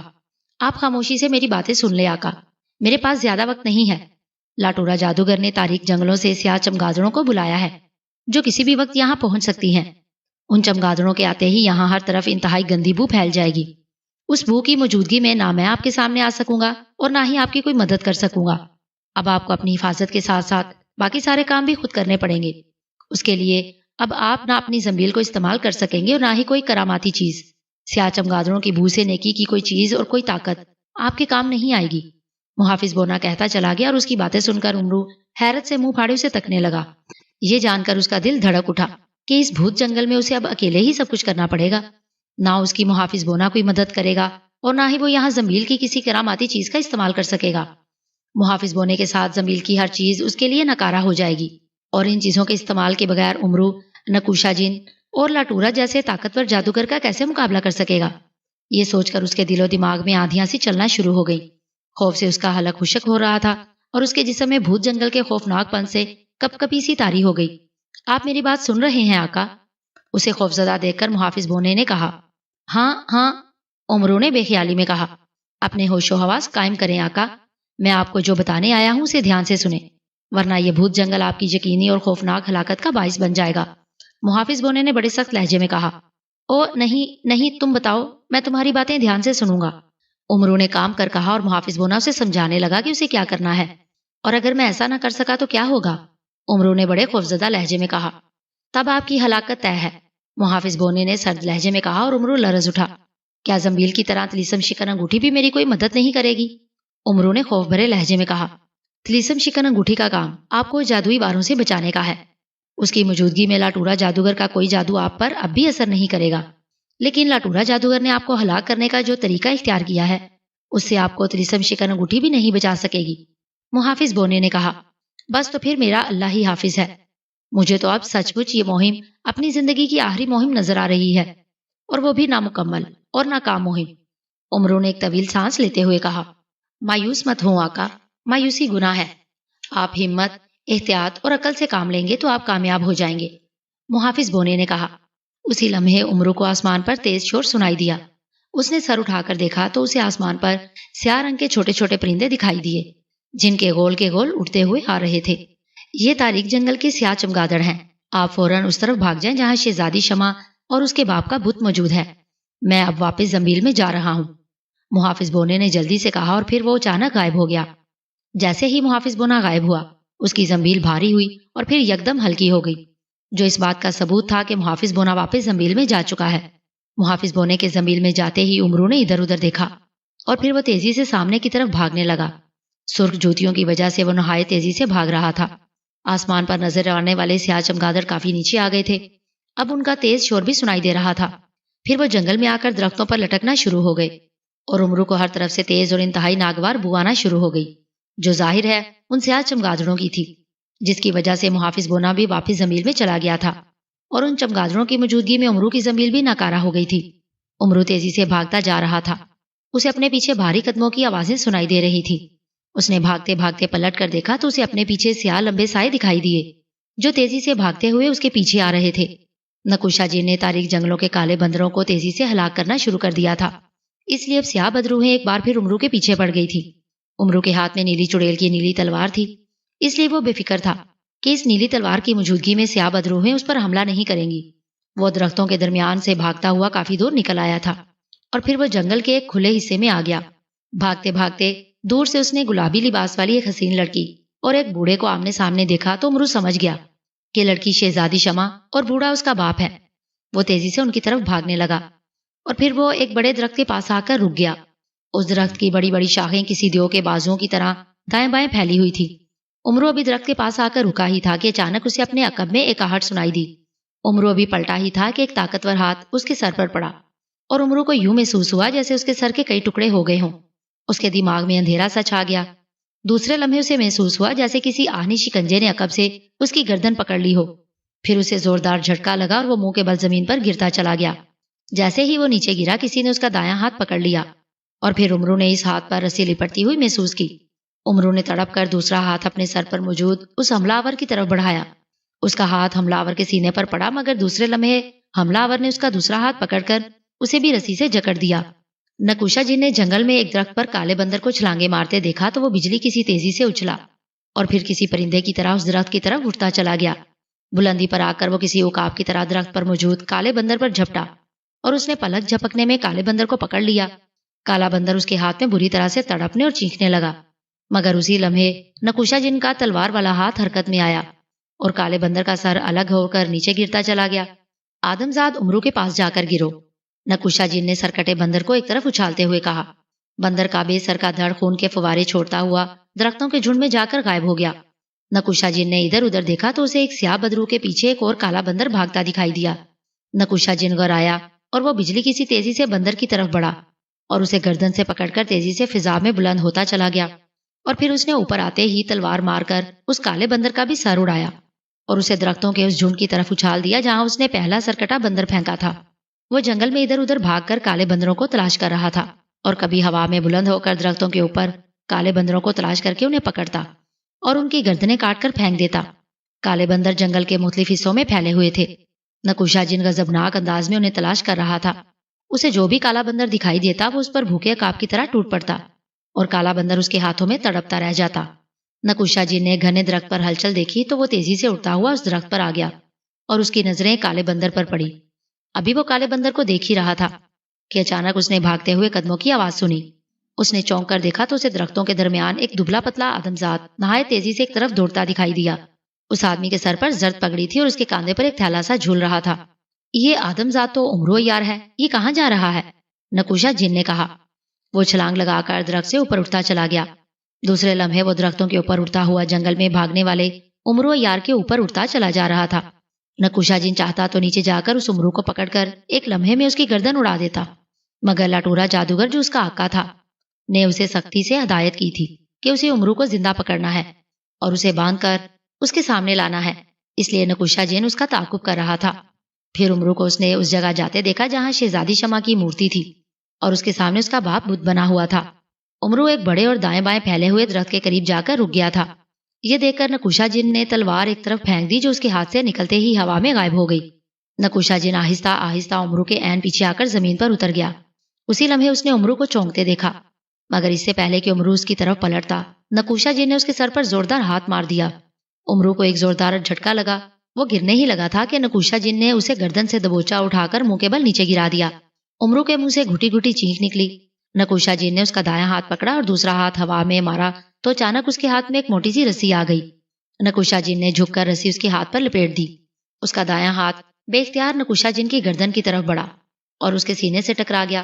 نکوشا جن نے فوراً اس کا ہاتھ پکڑا اور پھر اس نے جیسے ہی عمرو کا بایاں ہاتھ جھٹک کر اس کی کمر کی طرف گیا تو اچانک نکوشا جن کو ایک زوردار جھٹکا لگا۔ ایک لمحے کے لیے اس کی آنکھوں کے سامنے اندھیرا سا چھا گیا، مگر دوسرے لمحے اس کی آنکھوں سے اندھیرا دور ہو گیا اور اس نے رسی سے عمرو کا دوسرا ہاتھ بھی باندھنا شروع کر دیا۔ عمرو کے دائیں ہاتھ کی مٹھی بند تھی۔ نکوشا جن نے اسے باندھ کر سیدھا کیا اور پھر اس نے دونوں ہاتھوں سے اسے اٹھا کر اپنے کاندھے پر ڈالا اور نہایت تیزی سے لاٹورا جادوگر کی جھونپڑی کی طرف بھاگتا چلا گیا۔ عمرو کو اس نے زندہ پکڑ لیا تھا اور اس کے دونوں ہاتھ بھی باندھ دیے تھے اور اب وہ اسے لے کر لاٹورا جادوگر کے پاس جا رہا تھا تاکہ لاٹورا جادوگر اسے اپنے طریقے سے ہلاک کر سکے۔ عمرو نے آنکھیں کھولی تو اسے شدید گرمی کا احساس ہوا۔ دوسرے لمحے اس نے خود سے کچھ فاصلے پر آگ کا ایک الاؤ دیکھا تو وہ چونک پڑا۔ اس نے سر گھما کر دوسری طرف دیکھا تو اسے وہاں جامنی لباس والا ایک پہلوان نما طاقتور انسان دکھائی دیا۔ عمرو نے غور سے اس کی آنکھوں کی طرف دیکھا تو وہ سمجھ گیا کہ وہ انسان نکوشا جن ہے جس نے لاٹورا جادوگر کے کہنے پر طاقتور آدمزاد کا روپ دھار رکھا ہے۔ اس کے بارے میں محافظ بونے نے عمرو کو پہلے ہی بتا دیا تھا۔ نکوشا جن کے پاس ایک گنجے سر والا نوجوان جادوگر کھڑا تھا جو ایک ہاتھ میں تلوار پکڑے بے حد مسرور دکھائی دے رہا تھا۔ ان کے کچھ فاصلے پر سیاہ تختوں کی بنی ہوئی ایک جھونپڑی تھی جس کی چھت کیلے اور دوسرے درختوں کے پتوں سے ڈھکی ہوئی تھی۔ عمرو بھڑکتی ہوئی آگ سے کچھ ہی فاصلے پر پڑا تھا، اس لیے اسے آگ کی تپش بہت زیادہ محسوس ہو رہی تھی۔ آقا، عمرو کو ہوش آ گیا ہے، اچانک طاقتور انسان نکوشا جن نے تلوار والے سے مخاطب ہو کر کہا، اور تلوار بردار جو لاٹورا جادوگر تھا چونک کر عمرو کی طرف دیکھنے لگا۔ دوسرے لمحے وہ تلوار لے کر عمرو کی طرف بڑھا۔ لاٹورا جادوگر کا چہرہ فتح و کامرانی سے تمتما رہا تھا۔ وہ عمرو کی طرف حقارت بھری نظروں سے دیکھ رہا تھا۔ تو تمہیں ہوش آ گیا ہے عمرو یار؟ لاٹورا جادوگر نے عمرو کے دائیں طرف آ کر اسے حقارت بھری نظروں سے دیکھتے ہوئے کہا۔ ہاں، مگر تم کون ہو؟ عمرو نے جواباً اسے گھرتے ہوئے کہا۔ میں لاٹورا جادوگر ہوں۔ لاٹورا جادوگر نے منہ پھلا کر کہا۔ شکل سے تو تم مجھے پرلے درجے کے احمق اور پاگل معلوم ہوتے ہو، پھر تم نے پاگل جادوگر کی جگہ اپنا نام لاٹورا جادوگر کیوں رکھ لیا ہے؟ عمرو نے مسکراتے ہوئے کہا۔ میں دنیا کا طاقتور ترین جادوگر ہوں عمرو یار، تم یہاں مجھے ہلاک کرنے کے لیے آئے تھے نا؟ لاٹورا جادوگر نے جیسے اس کی بات پر توجہ دیے بغیر کہا۔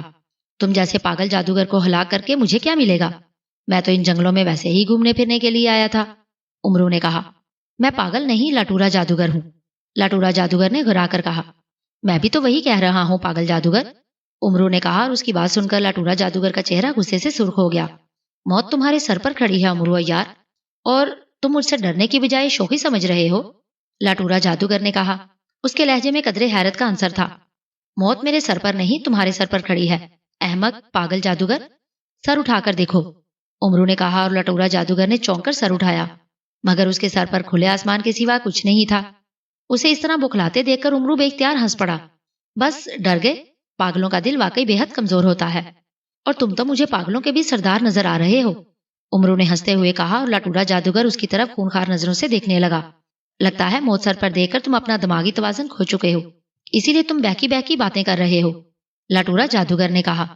تو تم نے مجھے یہاں ہلاک کرنے کے لیے باندھ رکھا ہے؟ عمرو نے کہا، ہاں، میں اس تلوار سے ابھی تمہاری گردن اڑا دوں گا اور پھر میں تمہاری تڑپتی ہوئی لاش اور سر کو اٹھا کر اس آگ میں جھونک دوں گا۔ یہ آگ کئی گھنٹوں سے بھڑک رہی ہے، اس میں تمہارا دھڑ اور سر لمحوں میں جل کر راکھ بن جائے گا۔ لٹورا جادوگر نے بڑے شفاق لہجے میں کہا، میں اگر اس قدر آسانی سے ہلاک ہونے والوں میں سے ہوتا تو اب تک سینکڑوں بار ہلاک ہو چکا ہوتا۔ تم جیسے بے وقوف جادوگر اور جادوگرنیاں مجھے ہلاک کرنے کی حسرت لیے میرے ہاتھوں جہنم واصل ہو چکے ہیں۔ پاگل جادوگر، تم تو کیا تمہارا باپ، اس کا باپ اور اس کے بھی باپ کا باپ آ جائے تو مجھے ہلاک نہیں کر سکتا۔ عمرو نے منہ بناتے ہوئے کہا، یہ کیا بک رہے ہو تم؟ لٹورا جادوگر نے گھرا کر کہا، بکنا تم جیسے بدبخت اور پاگل جادوگروں کا کام ہوتا ہے، میں تو تمہیں بتا رہا ہوں۔ عمرو نے منہ بنا کر کہا، تو تمہارا خیال ہے کہ میں تمہیں ہلاک نہیں کر سکوں گا؟ لٹورا جادوگر نے غصیلے لہجے میں کہا، خیال نہیں، مجھے یقین ہے کہ تم مجھے مار نہیں سکو گے۔ عمرو نے بڑے اعتماد بھرے لہجے میں کہا، تم شاید یہ سمجھ رہے ہو کہ تمہارے ساتھ جو نیکی اور روشنی کی طاقتیں ہیں وہ تمہیں مجھ سے بچانے کے لیے یہاں آ جائیں گی، مگر یہ تمہاری بھول ہے عمرو یار۔ جس طرح تم تاریک جنگلوں سے کالے بندر لائے تھے، اسی طرح میں نے بھی تاریک جنگلوں سے سیاہ بدبودار چمگادڑوں کو یہاں بلا لیا ہے۔ اس جنگل میں ہزاروں کی تعداد میں سیاہ چمگادڑ موجود ہیں، جن کے ہوتے ہوئے تمہاری روشنی کی کوئی طاقت یہاں نہیں آ سکتی۔ تمہیں میرے ہاتھوں مرنے سے اب کوئی بچا ہی نہیں سکتا۔ لٹورا جادوگر نے حقارت زدہ لہجے میں کہا، اس غلط فہمی میں مت رہو لٹورا جادوگر، یہ درست ہے کہ یہاں مجھے روشنی کی کوئی طاقت تم سے بچانے کے لیے نہیں آ سکتی، مگر تمہارا ایک غلام مجھے تمہارے ہاتھوں سے ہلاک ہونے سے بچا بھی سکتا ہے اور تمہاری موت کا بھی باعث بن سکتا ہے۔ عمرو نے کہا، میرا غلام؟ کون ہے وہ؟ لٹورا جادوگر نے چونک کر کہا، نکوشا جن۔ عمرو نے کہا تو لٹورا جادوگر بے اختیار چونک پڑا اور پلٹ کر نکوشا جن کی طرف دیکھنے لگا، جو ایک طرف سر جھکائے کھڑا تھا۔ نکوشا جن میرا غلام ہے، وہ تمہاری مدد کیوں کرے گا؟ اور اس میں اتنی جرت کہاں کہ وہ مجھ پر ہاتھ اٹھا سکے؟ لٹورا جادوگر نے عمرو کی طرف مڑ کر غضبناک لہجے میں کہا، میری بات پر یقین نہیں آ رہا تو اسے اپنے قریب بلاؤ۔ عمرو نے کہا۔ لٹورا جادوگر نے ایک بار پھر نکوشا جن کی طرف دیکھا۔ نکوشا جن، ادھر آؤ، یہ عمرو کیا کہہ رہا ہے؟ لٹورا جادوگر نے اس کی طرف غضبناک نظروں سے دیکھتے ہوئے کہا، کیا کہہ رہا ہے آقا؟ نکوشا جن نے اس کے قریب آتے ہوئے کہا، نکوشا جن، تم میرے غلام ہو یا لٹورا جادوگر کے؟ عمرو نے اس کی طرف دیکھ کر تیز لہجے میں کہا، میں لٹورا جادوگر کا غلام ہوں۔ نکوشا جن نے گھرا کر کہا، دیکھا، میں نے کہا تھا نا کہ یہ میرا غلام ہے۔ لٹورا جادوگر نے فوراً کہا، میری طرف دیکھو نکوشا جن۔ عمرو نے اچانک کرخت لہجے میں کہا۔ نکوشا جن نے چونک کر اس کی طرف دیکھا، پھر اچانک خوف سے اس کا رنگ اڑتا چلا گیا۔ او، یہ کیسے ہو گیا؟ یہ نکوشا جن نے بوکھلا کر اپنے سینے پر ہاتھ مارتے ہوئے کہا، کیا ہوا نکوشا جن؟ تم اس سے اتنا ڈر کیوں رہے ہو؟ لٹورا جادوگر نے حیرت زدہ لہجے میں کہا، نکوشا جن، میں تمہیں حکم دیتا ہوں، فوراً لٹورا جادوگر کو پکڑ لو اور اسے الٹا لٹکا دو۔ عمرو نے گراتے ہوئے کہا۔ اس کی بات سن کر لٹورا جادوگر بے اختیار اچھل پڑا۔ اس نے حیرت بھری نظروں سے مڑ کر نکوشا جن کی طرف دیکھا ہی تھا کہ اسی لمحے نکوشا جن کسی زخمی چیتے کی طرح اس پر جھپٹا اور اس نے لٹورا جادوگر کی گردن پکڑی اور اسے ایک جھٹکے سے اوپر اٹھا لیا۔ لٹورا جادوگر کے منہ سے بے اختیار چینخ نکل گئی، اس کے ہاتھ سے تلوار چھوٹ کر نیچے گر گئی۔ نکوشا جن نے دوسرے ہاتھ سے اس کی ٹانگیں پکڑی اور اسے ایک جھٹکے سے الٹا کر دیا۔ لٹورا جادوگر اس کے ہاتھوں میں الٹا لٹکا بری طرح مچلنے لگا۔ یہ تم کیا کر رہے ہو نکوشا جن؟ چھوڑو مجھے، میں تمہارا آقا ہوں، چھوڑو مجھے، نہیں تو میں تمہیں جلا کر بھسم کر دوں گا۔